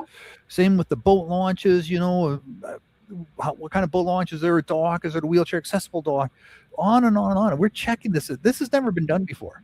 A comprehensive, and we're using Google Earth to create this map, this Bluefish usability and accessibility map for the area.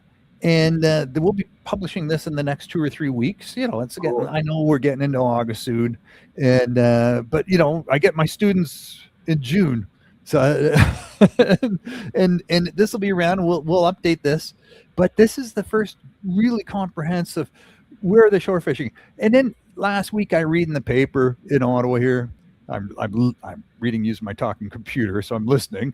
But an article about all the fishing, all the swimming areas they've introduced over the last year in around Ottawa, on the rivers, the canal, the lakes, in around Ottawa, all these new swimming areas. And whenever they make a swimming area, there's a no fishing sign going up, right?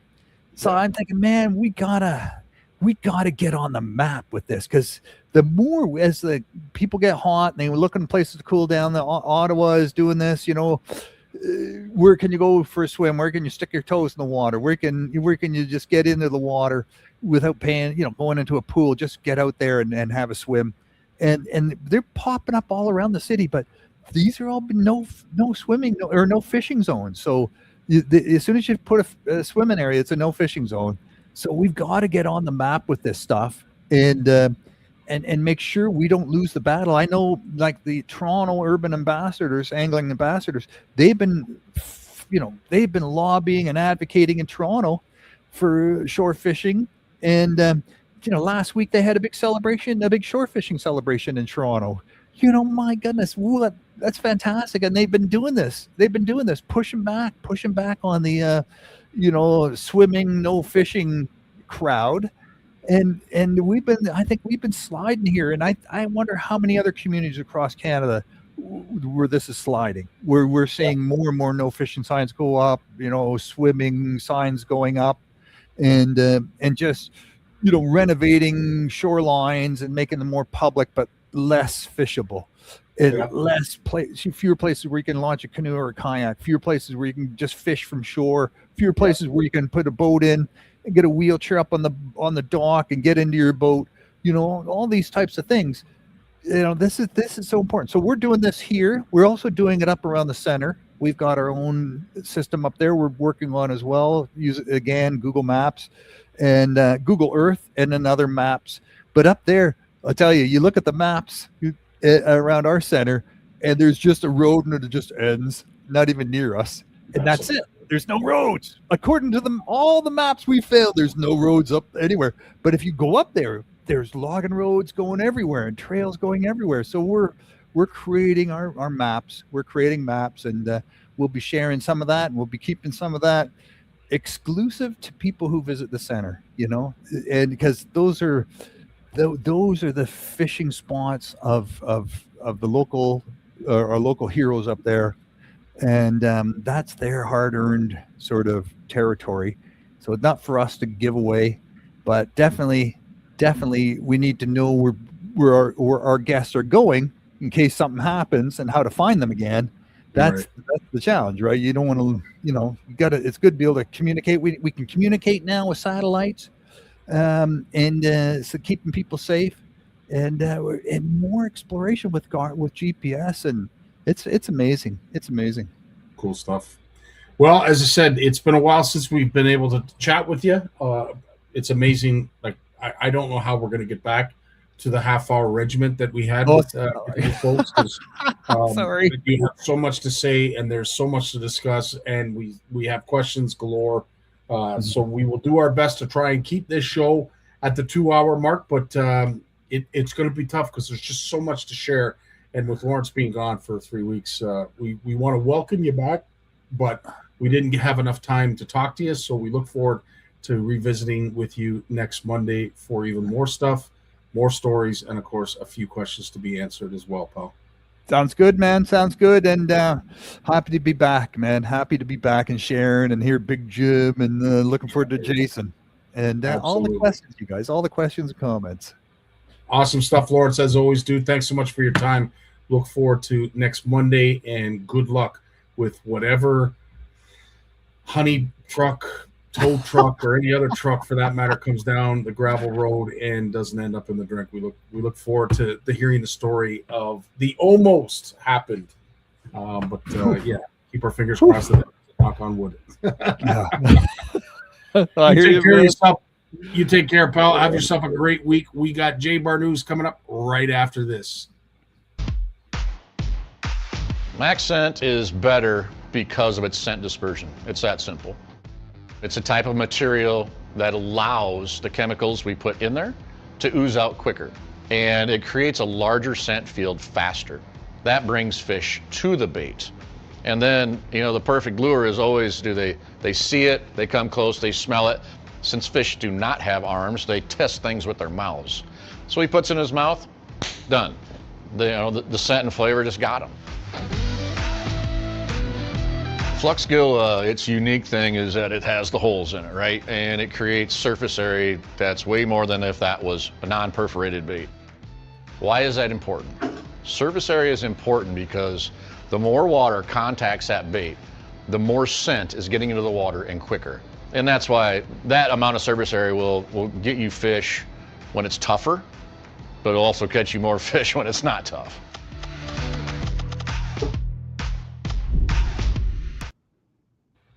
Jay Dog's in the house. How you doing, Jay? I'm good, buddy. How are you doing? Fantastic. Busy day out on the shorelines, on the waterways. Yeah, we're finishing up. Like, we're almost finishing up our summer sampling, dude. Like, it's almost August, right? Think about that for a second, Jay. Think about that. Crazy. We're Crazy. almost in August. Like, literally, we were talking about ice coming off the lakes. Water temperatures. It's taking forever for the air to warm up. Are we going to have a normal spring? Why is it such a long? Like, it's incredible. Yeah. And Jim talks about it all the time. It gets worse as you get older in terms of the time flying by. Yep. No, I agree. And I've been laughing about people complaining about the heat. I'm like, bring it on. In 6 months, and I love the cold too.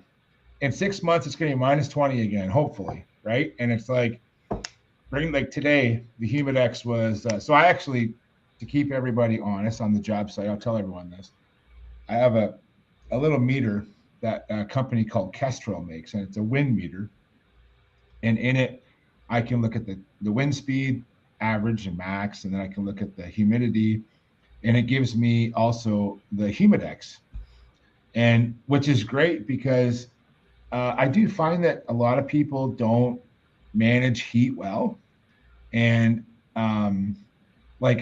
dude, so this time of year, I get up in the morning I'm up at about 5 a.m. almost every day, and I guzzle 24 ounces of water. I have a big like Tervis cup, like a big Berkeley Gulp Tervis cup, and I sit there in the kitchen, looking out the window at the street lights, and I guzzle 24 ounces of water before I do anything else in the morning. I'll get up. I'll be honest. Little TMI. Get up, take a leak, and while my coffee's brewing, I'm guzzling 24 ounces of water before I leave the house. And ever since I started tracking my water, like I kind of know like each of my water bottles at work, like how many ounces it is. And I just kind of keep track of, did I have one today? Did I have two today? And I'm drinking, like today I drank 32 ounces of water on top of the 24 I drank this morning. And I find that is clutch. That is the only thing that keeps me like working in the heat, is just drinking. Like I have sunscreen, I wear a hat, I wear like, I've given up on t-shirts. Like I like wearing t-shirts, but when I'm out working, like when I know I'm going to be in the sun all day, I wear like long sleeve sun shirts because I'm wet all day anyways. I'm not hot in it, man. I'm carrying wet nets and wet barrels, and I'm soaking wet all day. So you're cool. But dude, water is so clutch, and I find that so many people don't drink enough water. I can't stress it enough. When you're out in the outdoors and it's hot out, just drink water and you will feel fine. I know when I'm kayak fishing, like Trevor and I, there's days where it's 35, 40 degrees with the Humidex, and we're in the middle of Lake Erie and it's hot and it's calm and there's no wind. And I have a 64-ounce water jug that I fill, and then when I get back to the dock, I keep a 32-ouncer for the drive home, and I will drink both in a day of kayak fishing, no problem. So it's interesting not to cut you off. When Cooper was on here a couple weeks back, he had mentioned, because I asked him, I said, in those hot days, and I know he's a smaller lad, well, you are a smaller lad now too, but for us bigger people, like 32 ounces of water, like I literally will sweat that out in the blink of an eye. But having said that, I'm always curious, like how do people combat that heat? How do they combat their muscles starting to cramp? Because it was an issue when I was playing ball. I swear teams used to coach their teams around the fact that they knew I was going to start cramping by the fourth quarter. So they had me running all over the field leading up to that. But anyway, I digress. But he mentioned about the importance of drinking water. You want to suppress the heat. You want your body to be able to adapt a lot better. You got to feed it water. And he was emphatic about that. Yeah, and I remember him saying that, and I can't agree more. This time last year, we were in Georgia for the high school championship, right? And the average temperature, this week last year, we were down in Georgia. That's right. And the average temperature every day, like we didn't see a day where the temperature was under 30 degrees Celsius, the bare temperature. Like every day it was 33, 34. The Humidex was up over 40 every day.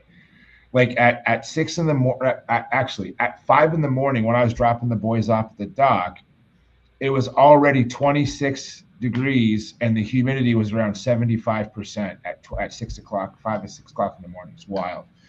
And you know what's funny? Speaking of water, like even when I go steelheading in cold weather, I'm not talking like -10, but like +2, that sort of classic fall weather, a little bit of snow falling. I still bring, like I have like a 20-ounce water bottle that I bring, and I find now I do a lot of walking, I do a lot of hiking in the bush, and I find that saves my ass, dude. I don't know how I didn't drink water for all the dude. I would drink I'd guzzle 2 large coffees and then go fish for 10 hours in the bush. And I'd come out feeling like total crap. Like my muscles would cramp more after steelheading than like at work in the heat. And it's all water consumption. And it's hard to drink water when you're out when it's cold out.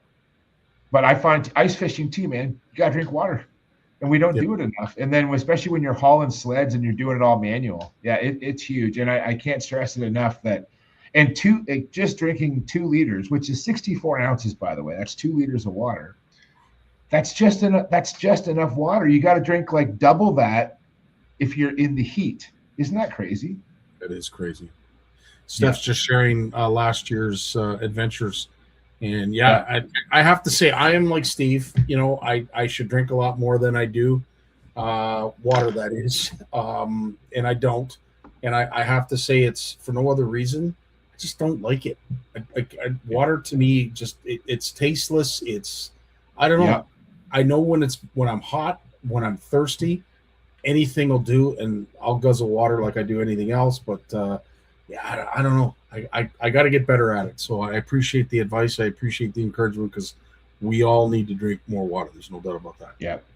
I'm gonna share something before I forget. I'm gonna share a couple things that we can talk about other stuff, because I'll forget if I don't do this. Okay. I'm gonna share. Let me see. Is that it? I'm gonna share my screen. Okay, so everyone can see me now, and then I'm gonna go over here. Can you see that, Scotty? I can. Yeah. So this is Stephanie's post. Now, if you're not friends with Stephanie on Facebook, you won't see it, but I want to put this out there. So we all know that Trevor and his teammates are going to Zimbabwe. Yes. And they're doing a fundraiser. And what they're doing is, dude, they're selling pepperettes. Yes. These Helenda's pepperettes. Anthony Dubé has set this up as a fundraiser. You don't have to buy them off me, but any of the team members will start advertising this stuff. So check out Trevor's Facebook, check out, and I'm going to share some of these images to my Facebook page. If you're interested in ordering, all the money goes to covering the team's expenses to Zimbabwe. For each angler to go, it's around 3,500 Canadian. So this is just one of their fundraisers. So I'm gonna share this to my Facebook tonight, and guys, stay tuned. And if anybody wants to order, and they're not going till like December, but we're gonna start this now so that hopefully we can connect with people once we sell some of this stuff. So I wanted to share that with you, dude, and with the CFN, and we'll talk more about fundraisers as we get there, but. This is just one. All the kids are doing it. They're all selling pepperettes. Pam Isaac, Nolan Isaac's mom, has kind of been leading the charge and really rallying the troops. So thanks, Pam, for doing a lot of that work behind the scenes. But I'm going to start sharing some of these pepperettes, and a couple of friends have already reached out. They want to buy some, so I'll set that up for everyone. Well, please do, because we've got a couple of retreats coming up, and we always need snacks. And what better way than to provide snacks that one we like and we know is going to a good cause. Dude, who doesn't like dried meat? Oh, let's be honest. Like, buddy, abso-friggin-lutely. Tammy, great suggestion. How you doing, Aaron? Nice to have you along. Yeah. It's a light. Great. Yeah, absolutely. We have they're electrolytes, so small little packets. Yeah. All you have to do is put that in a water bottle. That I think that's the proper portion. Yep. You put this little packet in a regular water bottle, and I will say it immediately. You feel a difference almost immediately. So if you even those little squirt bottles, like they're like even flavors, those, drops. Those I like those too. I drink I used to drink a lot more Gatorade and stuff. I don't drink that as much anymore. I still do sometimes, but we actually have a container on our kitchen counter of like powdered electrolytes that. After a long day on the water, I'll get home and make myself drink a good 16 or 20 ounces of electrolyte water. Like I do, it does help. I don't like drinking it that much, but on the really tough days, I definitely get it in me for sure. So, Richard, I don't know if you're pulling my leg. Yes, we do drink a lot of water as well. What color is that water at Horwood? Is it like golden colored? It's absolutely delicious. In fact, it's very close to what Steve is describing here with Michelob Ultra, which reminds me, I've got to make sure I get a pack of that for our retreat. Absolutely. George is bringing up a concern. I never even thought of this. nuts. Like thank you, George, for Yeah, thinking. it's true. This is why we need more biologists in the world to remind us of these types of things, to protect us from the excessive gametes, fish gametes in the water. We'll use proper terminology, right, George? Yeah, we don't have to worry about forever chemicals. We have to worry about anyway, we digress. Yeah. What I didn't want to cut you off. If you have more, let's go, man. Okay. You know what? Let me do one more Yep. thing. Shit, where did I put my phone? I gotta grab my phone. One sec. Absolutely, Mike. You're 100%. They do all kinds of crazy things in the water, so we have to be wary. I got a message today from our friend Cody Colfax, and if anyone's listening, so he's okay. So Cody is the organizer of the Erie Junior Bassmasters, which Trevor's a member of, and he organizes these big events. And I shared some of them last week when I was on, or 2 weeks ago. And like, he doesn't just do this for Erie. He has juniors and high schoolers come from all other clubs. And as a Bass Nation member, these young anglers can fish any of the events that they want as long as they're a Bass Nation member. So he's getting members from Mississauga, Border City, Petawawa, and he want me to send this out. So let's see. If I'm on tonight, he's looking for some boat captains from teams. He needs teams for captains for teams from Petawawa and Border City for the qualifier this year. So the high school qualifier and junior qualifier is taking place in Turkey Point. It's the weekend. I'm going to check that out. It's actually coming up in a month. It is on the weekend of August 21st, 22nd, 23rd. So the Saturday, Sunday, 22nd, 23rd. He needs boat captains. These teams are coming from Petawawa and from Border City, which is Windsor, and he needs boat captains to take out these kids on the Inner Bay of Long Point and Lake Erie. So if anyone's who's listening, and Cody, put up if you put up a post on Facebook asking, and I think I already shared it to the Erie Bassmasters page, but I'll share this on CFN. I'll do this tonight again, and I'll also share it this week. So he's looking for captains because these kids are coming from these faraway places. It's hard to get captains. Like, the most captains are volunteers. Some of them are parents. A lot of them are volunteers. So it'd be nice to have local captains as well. It's nice to have local knowledge for the kids when they go out, because they're coming from Petawawa and from Windsor. They don't fish Erie. They don't fish the Inner Bay of Long Point. So local captains help, or at least people who have knowledge of those water bodies. So over the next couple of weeks, I'll keep pumping this information on my segment, Scotty, and I know that you guys will help Cody, because Cody's, dude, you've run events before. You know exactly what Cody's going through, trying to find enough boats, enough participants to just make sure everyone gets out fishing, and this is the right thing to do. So I'm going to make sure that we help Cody find some captains for these kids that are coming from far away.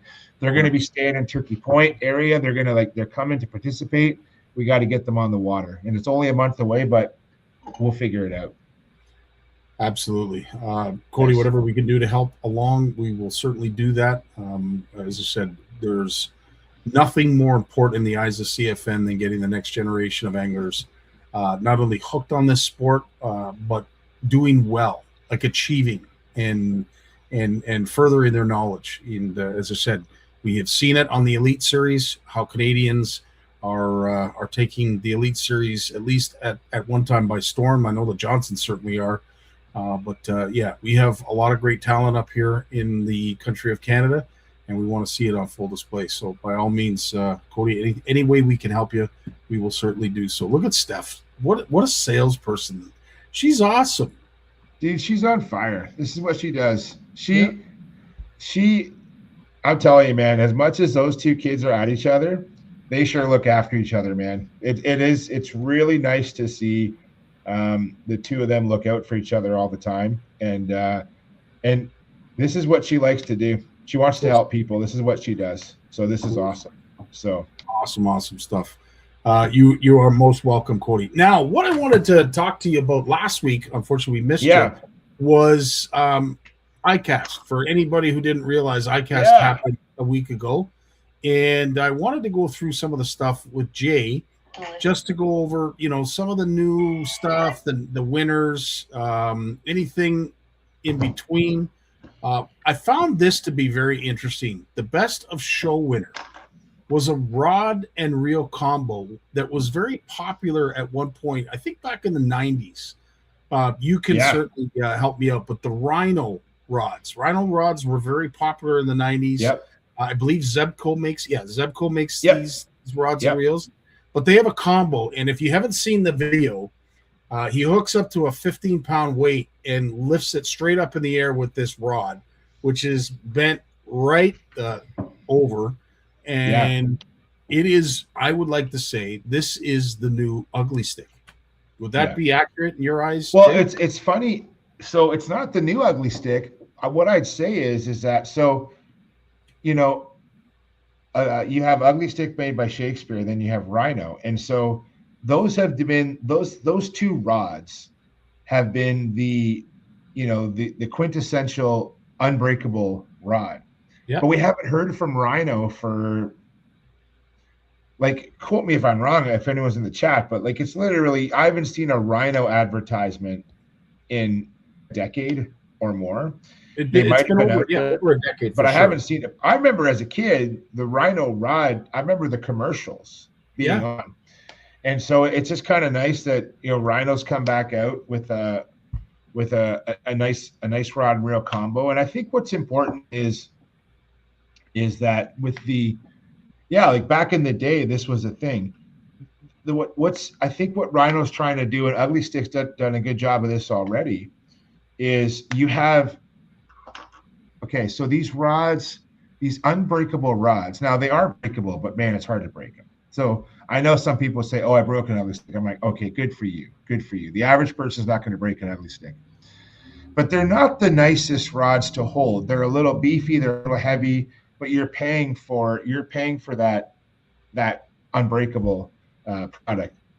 But the reality is that now you're seeing Ugly Stick and now Rhino come out with these, they're just nicer rods. Yeah. They're way nicer. Like, you have a couple of Elite Series pros using Ugly Sticks in the Elites. Like, and so these rods, now some of these rods are a little more graphite, like there's a little more graphite in them. So they're not as unbreakable as some models, but damn, dude, you're getting these really durable rods.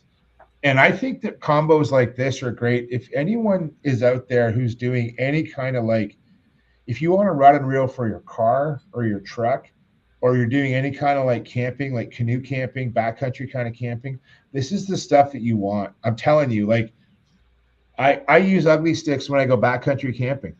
Like, my favorite trolling rod is like a 6.5 foot, 7 foot, 2-piece Ugly Stick for brook trout trolling. Because I can strap that thing to a canoe and I can't break it. Right? So these combos, and guys, check them out. If you're looking for a durable rod that you can literally just throw into the trunk of your car, and it can take the attack of a screen door. Screen door attacks are a real thing, okay? Car door attacks happen too. I remember when I was 16, I broke I owned this rod called a Berkeley Bionics that I saved my money for, picking tobacco, and my trunk of my car bit it in half, and I was pissed off at the world. Like, I threw the rod into Lake Erie, man. I was so mad when I broke that Berkeley Bionics rod that I love. I can still picture the split grip and all this. Oh man. And if I would have had an Ugly Stick, started smoking right after that. Oh man, I was so mad. Yeah, it might have driven me to smoking nicotine and caffeine. The broken rod might have driven. If I would have had an Ugly Stick, I probably would have not happened. So that's awesome. And so Stephanie just had in there. So Ugly Stick, when the kids were little, dude, I had a whole arsenal of Ugly Sticks. So I would take other kids fishing, and actually the Ugly Sticks made a half decent push button reel. Like, push buttons, they kind of get tangled easy and stuff. Yeah. They were half decent, but I would actually go out. I started buying Pfluger made little push button reels that really casted nice. And I would put those on Ugly Sticks. And that was like up until the kids were probably 10 or 12. That's what I think Trevor got his first baitcaster when he was probably about 12 or 10 years old. But until he was 10, it was ugly sticks. And Stephanie, well, she'll still use an ugly stick, but she has these fancy Abu ones now that the Abu reps gifted her. They're beautiful. They're like I don't know. Stephanie, chime into the chat. They're green. They're like they're like a blue, like a turquoise blue. They're really, really fancy rods that she has now. They're nicer rods than some of my rods. I'm not gonna lie. When the Abu guys gave her these new rods, I'm like, oh good Lord, because they were the same.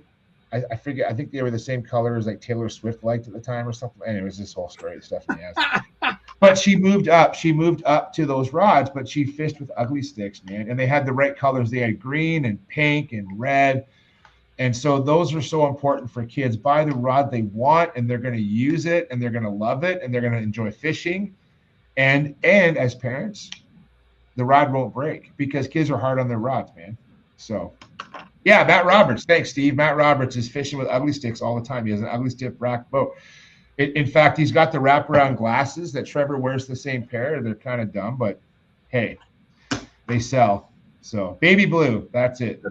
Stephanie loves her baby blue. Beautiful stuff. And she's got matching spinning and bait casting, baby blue.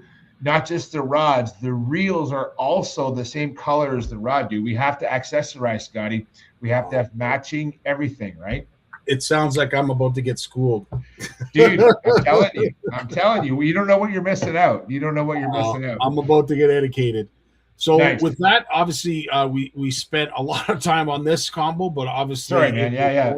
Rhino. But again, if you're looking for something that's reasonably priced and you know isn't going to break, this is not such a bad idea. But congratulations to them for winning top show prize. And I thought the Bubba was something that couldn't be improved. How wrong I was. This Pro Series Gen 2 that's come out that's slimmer. It has a longer battery life. It seems to be more contoured to to holding. It's not a bulky fillet knife like the last one. And I'm not when I say bulky, it depends on if you got large hands. If you got large hands, it doesn't matter. But for me and the small pudgy little fingers, this Gen 2, I'm really looking forward to picking that up. Sounds awesome. Did you want to talk about the Rapala giant lure, the bald eagle? That's an interesting looking. Dude, I find that category is funny because it's a novelty lure, right? So right. I don't know what the tariffs are on that one, so just skip that one. Rapala's come out with a high capacity line remover. I didn't realize that this was such a big thing, Jay.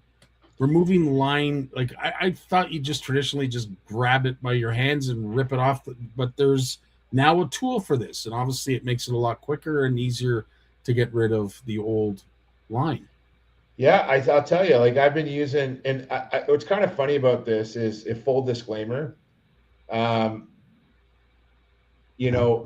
been making line removers for years, and they were like the only one on the market doing it, to be honest. And so everyone I know had a Berkeley line stripper, and there was a couple different models, and there's an original one that actually used to have two little barrels that rub together, and the top of the one barrel, you could use it as a hook sharpener too.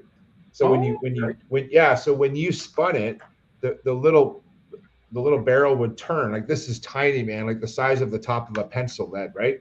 Yeah. Or a pencil eraser. And it would actually, you could sharpen hooks. Like, it only really sharpened like big hooks. Like, I'm talking like musky or saltwater hooks. Anything smaller, it would eat the hook alive. But you could use it as a line stripper. Interesting. And so it's cool that Rapala came out with a line stripper. And if anyone watches the videos, like, honestly, like, so I'll sit there and I'll take my hand and I'll sit there and put the hockey game on. I'll just wrap the line off my hand. Or actually what I'll do is I'll pull it.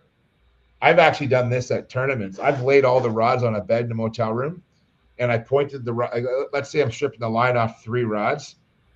I'm putting the rods at me, and I'm pulling all 3 rods at the same time. Just a big mess of line at my feet, and then I throw it in the wastebasket. Wow. These line strippers are great.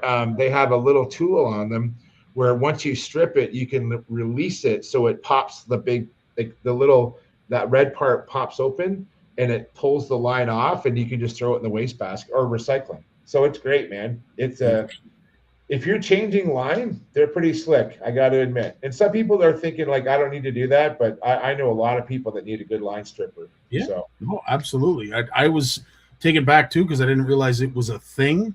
It just creates a bird's nest, which I'm really good at regardless. I don't need a tool for that, but awesome to see that it's, Rapala's being innovative in their ideas, and obviously this has a purpose. Yeah. I was a little interested about this turtle box. Again, I'm not one to know everything about speakers, but I do like my music. And from what I understand, although it don't look like much, apparently these things pack quite a punch. These speakers. So interesting idea to see that. I have to say, I am a big fan of Busby. I do really like Busby.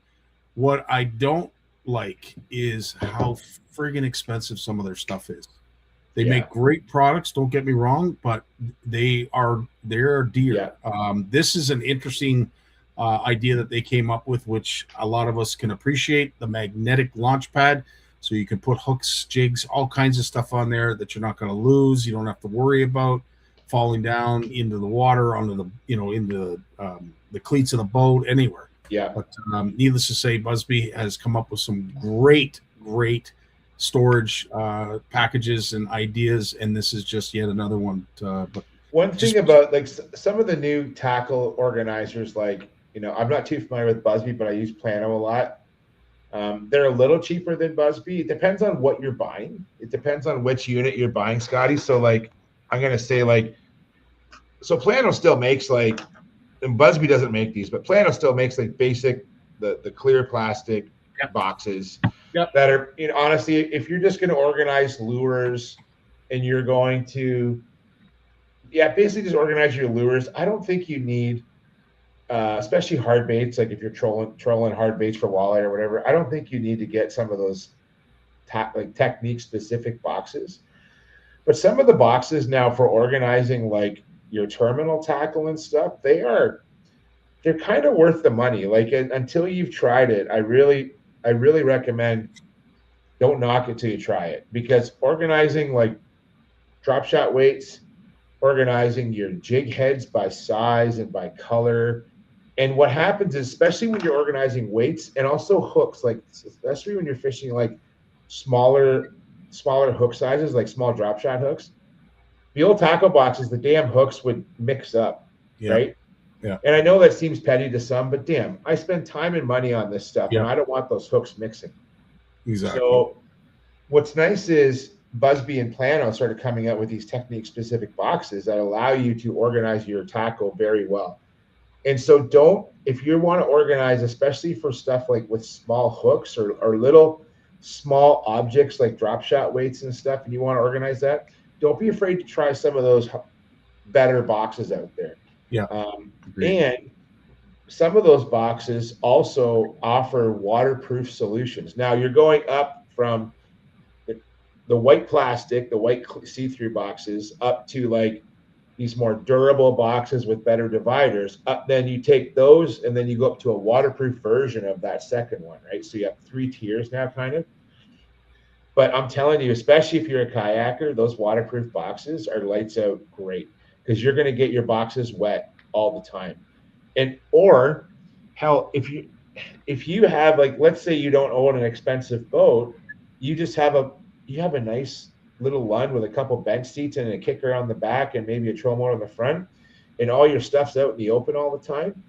Those waterproof boxes are going to keep things from rusting all the time. So don't frown on Busby and Plano for making expensive things, because those waterproof boxes of theirs work great. The magnetic stager, if anyone hasn't, this is what they're taking from fly fishing, and you can have a magnetic patch on your vest to hold flies. So this is taking that onto a new step where I can organize my tackle by basically putting things on there as a magnet or things I'm not going to use. I haven't quite thought about how I would use something like that in my setup, but it makes sense. It makes sense for sure to try that for sure. 100%. I thought it was a bit of a gimmick. Flambeau came out with those inserts that would prevent rust. I'm not sure exactly what the compound is in the plastic. And I thought it was, this is just a novelty. This is just, them trying to get you to buy product. I have to admit, I'm so glad that that's what I have, because I have some gear that I've been neglecting. And when I go to it, especially, in the next couple of weeks, I'm getting ready to go to Horwood. I'm always relieved to know that rust has not started to, show up in any of the baits. Those Flambeau boxes, I have to give a shout out to Flambeau. Great stuff. Absolutely great stuff. So have you seen the little cutout ones that you could get? No. Hold on. Cut out waterproof. See if I can find it. So they make these little, oh my gosh, where is it?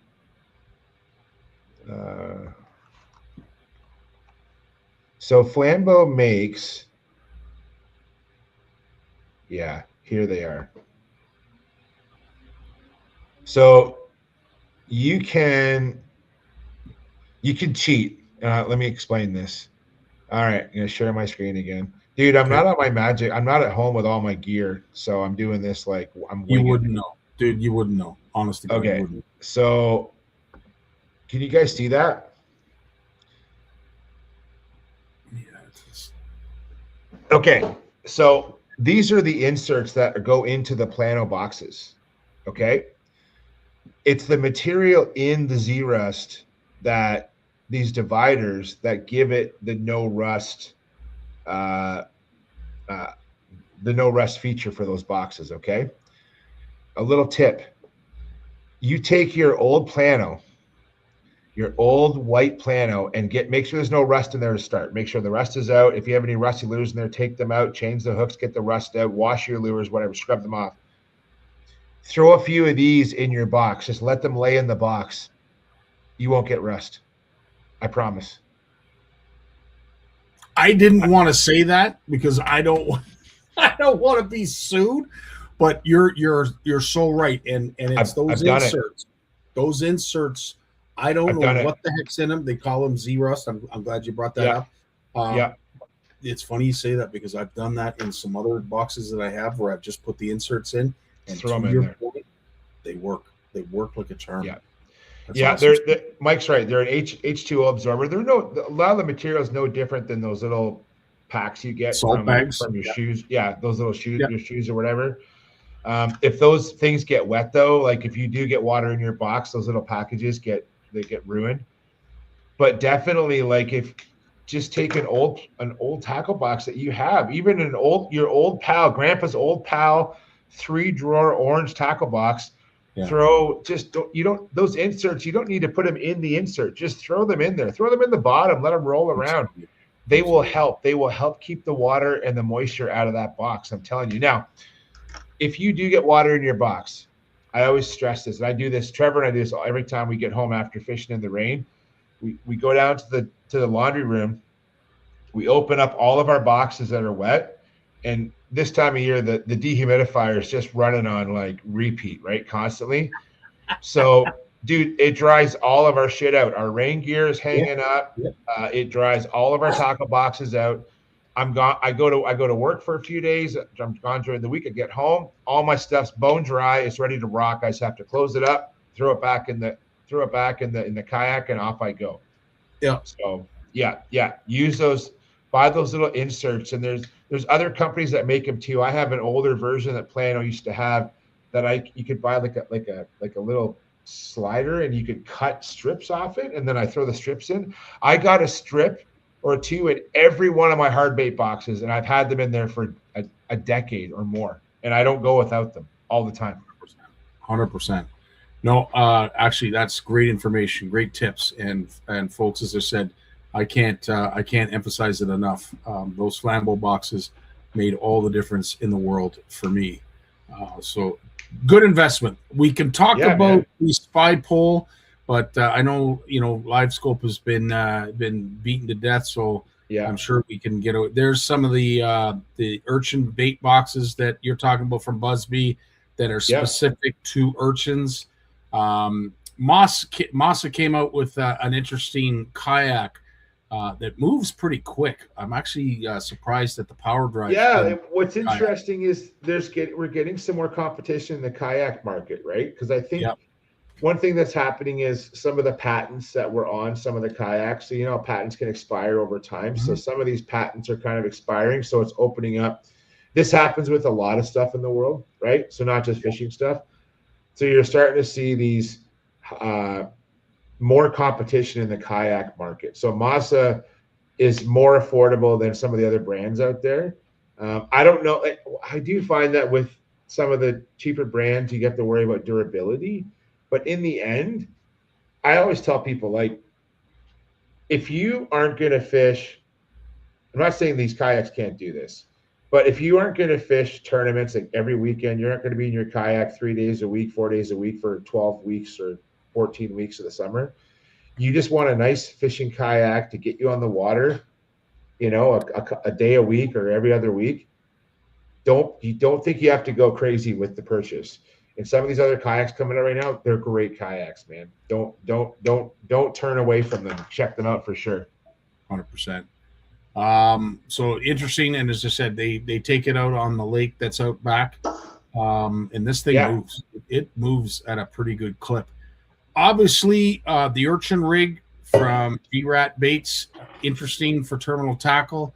Obviously, there are going to be lots of variations, as we've seen so many with the urchin baits itself. The rigging system is now going to follow, and there are going to be so many different options for rigging. It's crazy. I got to get your take. I got to ask. Did you see some of the video that's been shared about the Live Scope 2 Generation 2? A little bit, yeah. It's impressive. It is impressive. I will say this. It wasn't as impressive as I thought it was going to be. Yeah. I know they've been playing around with the generation. People had mentioned, it's going to get to a point, Scotty, where you're going to literally be able to tell the species of fish on the Live Scope. Although this is an improvement, it's not where I thought it was going to be. I thought this was going to be even more off the wall and like ultra clear. This still is a step up and still worthy of the investment. The only takeaway that I have is that it is not as detailed as I thought it was going to be. Yeah. No, I agree. I think we just haven't. I think we're still ironing out the wrinkles in the whole, like, the Live Scope hierarchy, right? It's like we just talked about kayaks, so we're starting to see more kayaks come in that are more modest prices. Now, what's happened with Live Scope is that this new system, what Garmin has done, is there's no black box required for this. Right. So some of this stuff, Scotty, some of the attraction for this is easier setup. They made an ice fishing version of this transducer. You've seen the guys with the Garmin setups, and all the Garmins have 20 feet of cable spooled up at the back. Mm-hmm. They have an ice fishing version that only has like a few feet of cable, if that. So the Garmin has started to make improvements to their, not just their technology, but also sort of in practice how it's used. Yeah. So that's good news. I do think that did I tell you about the Garmin price changes that were coming through about manufactured suggested retail prices? You had mentioned it, but you weren't sure what the prices were. But you did mention it. Yeah. So we're going to start seeing some price changes. You're going to see as more competition comes out. Garmin is telling their dealers, and this is all good news for everyone. This is not me spreading negative things. I think we should start to see price drops. Now, the new stuff is going to stay high, and some of the older stuff is going to price drop, and you're going to see differences in that. So that's going to help anglers who want to get into that kind of setup. Yeah. So we'll see where that goes, but hopefully that happens. Yep. 100%. Definitely more affordable is the theme for everyone because things are just, getting crazy when it comes to expense. This new battery box, obviously, I thought of the kayak anglers, something that they would appreciate. It is a lot less weight and provides a heck of a punch. Corrado DC, they came out with a new reel. It's quite something, and I'm not one to use Corrados, but I will, based on what I have seen so far. This is an interesting idea. I'm actually surprised it took as long as it did to come out, but to the Arc Pro floating aerator system, hats off to Arc Pro Fishing for coming up with this. Ingenious, great idea, great concept. I agree. Evolution Fishing for the ice rod locker. This is a backpack. It's quite something. Again, if you are someone that loves to pack a lot of rods, this is something that you're definitely going to want to invest in. Outside of that, we have a lot of clothing, not of which that I'm actually go back up to the Scout Sling right there, Scout Sling pack. So I have a previous version of this backpack. What's awesome about this pack is that, so you know, the backpack, you think you got to take it off, right? So what this does is that, and I use this for steelheading all the time. It's my favorite. It's the best backpack / pack I've ever bought for steelheading. All I have to do is I can wear like a backpack, and I like that because I'm usually walking through the woods, and it's easier than a vest or a sling pack, because a sling pack will go across your front, and I have to sling it behind me. With this one, I can still sling it. So I undo one shoulder strap, and I can sling it in front of me. And not only does the top open, but the side of, you see it there, the side opens up. So all my stuff is in front of me. So it's a hybrid backpack sling pack system. I'm not sure how this one has improved over the previous one, but if you are a river angler, and I'm not just talking steelhead, but I use this for smallmouth fishing. Like, I can carry my little crankbait boxes in there. The sling pack backpack hybrids are awesome and you can carry lots of stuff in them. Why I like it is I can carry like a water bottle. I can carry my lunch. Like, it's big enough that I can carry more than just hooks and flies and things like that. So they're not cheap, but the one I have is really durable. And the one I have, and I think this one has it too, in the very bottom, there's a couple zippers on the bottom right. I'm going to bet that's a rain fly. Mine has a built-in rain fly. So if it rains, I can open up the bottom little pouch, and I can pull it. Basically, I can pull a windbreaker or a fly over it, like a camping fly, and it covers my entire bag from everything getting wet in the rain. It's a great design. That is a great design. Interesting stuff. We do have an interesting giveaway that we will talk about at some point when steelhead season starts. And I want to thank Jeremy Parker for helping us out with that. But something that we will look forward to. Chatterbaits, obviously, we know a lot about them. Obviously, they've gotten into the HD, and this is the new Evo line from Z-Man. Obviously, you saw lots of koiki or urchin style baits. Crush City has now come out with the Clio, or the CEO, I should say. Sorry, the CEO. We'll let you talk a little bit about Crush City, because that's basically what I have for winners based on their classes. But I wanted you to touch on the new stuff from Crush City. So Crush City is with Rapala or Normark, and they won Best in Show for their new CEO, Urchin. The urchin baits have been just taking the whole fishing world by storm, man. Like, every store's got them. I'll be honest, I fished with them a little bit. I haven't really put them through their paces. I fish with a couple different brands now, because some of the ones I want to get, I can't get yet. But I'm not seeing a lot of difference in them. They're basically made of the same material. The biggest challenge with these urchin baits is how to rig it and how to fish it or cast it. Exactly. And basically, Trevor and I have been experimenting with them quite a bit. There's a lot of different methods. I've actually played around with I showed on a show a couple weeks ago. I was rigging up a few of them, and we've kind of worked on it a bit more since then, Trevor and I. Like we're literally we have a pile of them on our table downstairs, and we're like experimenting. Like I was out with him last night, and I can't believe, dude, I was out fishing till 10:30 last night with my son, and then I got up at 4:45 to go to work this morning. But like we were playing around with urchin baits, trying to figure out not just how to rig them, but how to fish them, because they have a lot of wind resistance. When you cast them, you have to actually play with your bait caster a bit, because those tentacles are like pushing the wind at you, right? So when you fire it, you can't throw it as far as you want to. So I like to throw it on fluorocarbon, but the fluorocarbon is difficult to cast as it is. And then you have wind resistance. So it's a whole learning process. And I love it. I'm not knocking them at all. It's kind of cool. I don't know what makes the CEO different than other ones, but I haven't really seen a lot of the plastic is the same. I haven't seen a lot of differences in the urchin baits. I know the Berkeley one is made with max scent. So it has a built-in scent. It actually has, and it's water-based, which is great.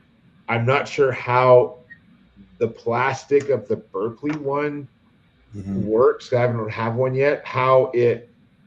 So the other plastics are so durable. Like, dude, you can take this thing. Like, I can't even shove a nail weight into it easily to weight it. Like, having to rig it is honestly, dude, it's a little painful trying to figure them out. But I'm going to tell you that I don't see a lot of difference in the urchin baits. I think it's how you fish them. But we'll see. That the CEO has unique tentacles, right? A lot of them are just little, like, straight normal. I don't know what you want to call them, normal tentacles. The CEO has like little, yeah, their appendages are like little triangles, like long triangles, right? So it must change the fall rate. I don't know, but I'm actually excited to see.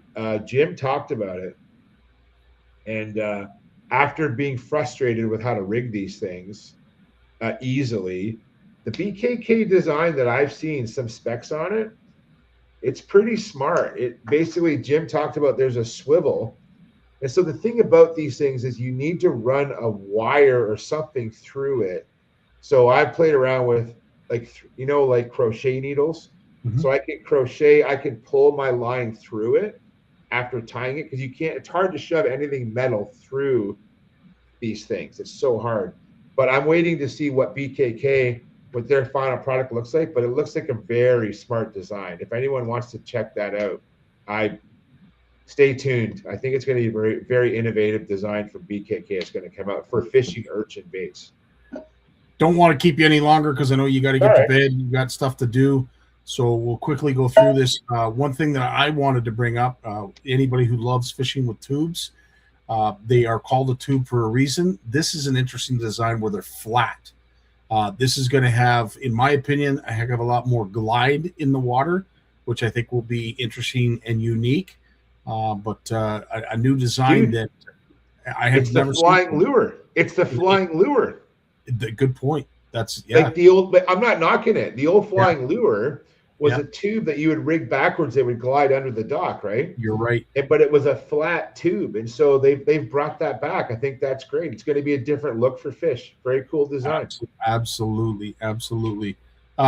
So we'll get into the Crush City, because there's one particular bait that I want you to talk about, because I need to understand why the design. What is the reason for the design? But this is the Governor.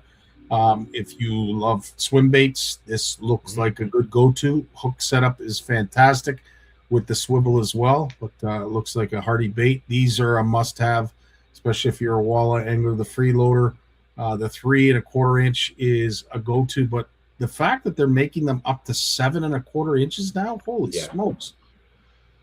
So I think with the 7 1/4, they're going to fish it like, well, either you can fish it on a jig minnow, like with forward facing sonar, but that tail design allows it to be a trailer, like on a slobber knocker or a chatterbait. Right. It gives it those long skinny tailed plastics give an incredible amount of action so you have a vibrating jig, right? So everyone can picture a vibrating jig, and you have that blade shaking. that shaking transfers all the way to that tail in that style of trailer. So I'm going to guess that is that 7 in a is going to be really. They've targeted the vibrating jig trailer market with that length of lure for sure. Incredible stuff. Well, as I said, I for one love this bait. It is a great plastic to use, and the perch color, perch pattern is the go-to for me. This is the one that I wanted to talk about. The Avatar Shad. I understand the duckbill or the bill at the front and what that will do as a plastic. This here, please explain this design. What is this design intended to do with the plastic? Do you know, Jay, or am I catching you off guard? So no. So what I've read is that you can see in the middle it's hollow. There's a gap, and you see how there's a hole, like right. Yeah. Move your arrow up a little bit, right down a bit, right in the middle. Yeah. So it's hollow there. So what's happening is, this is what I think is happening, what they're trying to do. So you have your lip in the front, right? It's going to catch the water. Yeah.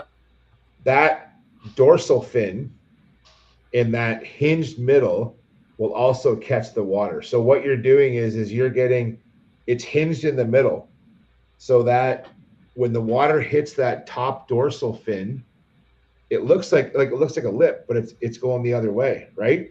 So when the water hits that, it causes the back of the bait to pivot. So it's pivoting on that center point. Interesting. So the back tail will just swing back and forth. It's basically it's going to function. Can you go back to the size of them again? Yeah. So just zoom out there. So the size of them, it doesn't say the size, does it? It doesn't say the size, no. No. So it's designed to be a swim bait. I'm curious if it's going to be. I'm curious if it's going to be like a bit of a glide bait, but I don't know how big they're making them, right? So I'm not sure. Interesting. Well, listen. You gave me a better idea of the purpose of these plastics than I had going into this. As I said, when I looked at this, I'm thinking, is this overpour? Like they're selling this, and then you pointed out the gap. So obviously, yeah, there's they've created a hinge. So it needs to give it more tail action. Yeah. Interesting stuff. But instead of a paddle tail, which the tail will give the action, that middle hinge with that lip on the dorsal, I'm going to call it dorsal fin, that's giving the action to that bait. Well, I would love to see. I haven't seen any videos of these swimming, so I will have to wait to see what they look like in the water. But it caught my eye right away because I'm thinking, what on earth is this design? I've never seen this before. This is completely unique. A few other things from Crush City. I believe that this is the craw, interesting craw, the knuckle bug. Nice craw. And then, of course, for all those who love their pink plastic worms, the Crush City Inspector. This will be a must-have for a lot of folks. And I think that's it for Crush City. Yeah, that's it. But needless to say, some great products out there. And ICAST, although it is taking a lot of heat for not being as popular as it has been in the past, still comes out. It is still, let's be honest, it's the flagship for new product. And there is still quite a bit of a draw for everybody to go down and visit. And if you are at ICAST, you're still a somebody. So you can't be that. I agree. Right on, Jay. Well, Cool, listen, man. we want to get you back. We want to get you in bed. We know you got a long day ahead of you. And with all the storm conditions, high water, and everything else that you'll be dealing with, we want to make sure you're armed and ready. So we will bid you farewell. Thanks, Wish buddy. you luck. Stay safe, my friend. Thanks, everyone. We'll see you next week. Right on, pal. You take care All of right. yourself. All right. Well, that is our show. It is a longer show. As you can tell, the whole panel was back. So we were on full alert to make sure that all the time was allocated, and it was allocated very, very well. Nice to have Lawrence back, Jim and Jay, who wraps things up. But again, folks, it is going to be another busy week. Stay tuned. Tourney Tuesday, we'll be returning tomorrow with Mike and I. We will be giving out the final prizes of the Comp Break Conquer All Challenge. And Wednesday, it will be my partner, Danny Bacon, We'll be talking about the NCWO plus a whole bunch more. So stay tuned for Wednesday as well. In the meantime, have yourselves a great week. Get out fishing. Stay dry, stay cool, stay hydrated, and everything in between. Love you all. Take care of yourselves. Thanks for spending a little bit of time with us. I should say a lot of time with us on a Monday. We truly appreciate it. All the best, folks. Dave, take us away. Well, as much as I hate to admit it, I guess we've run out of time. So I've enjoyed it, but I'm going to do something I haven't done since season 1. Turn out the lights, the party's over. They say that all good things must end.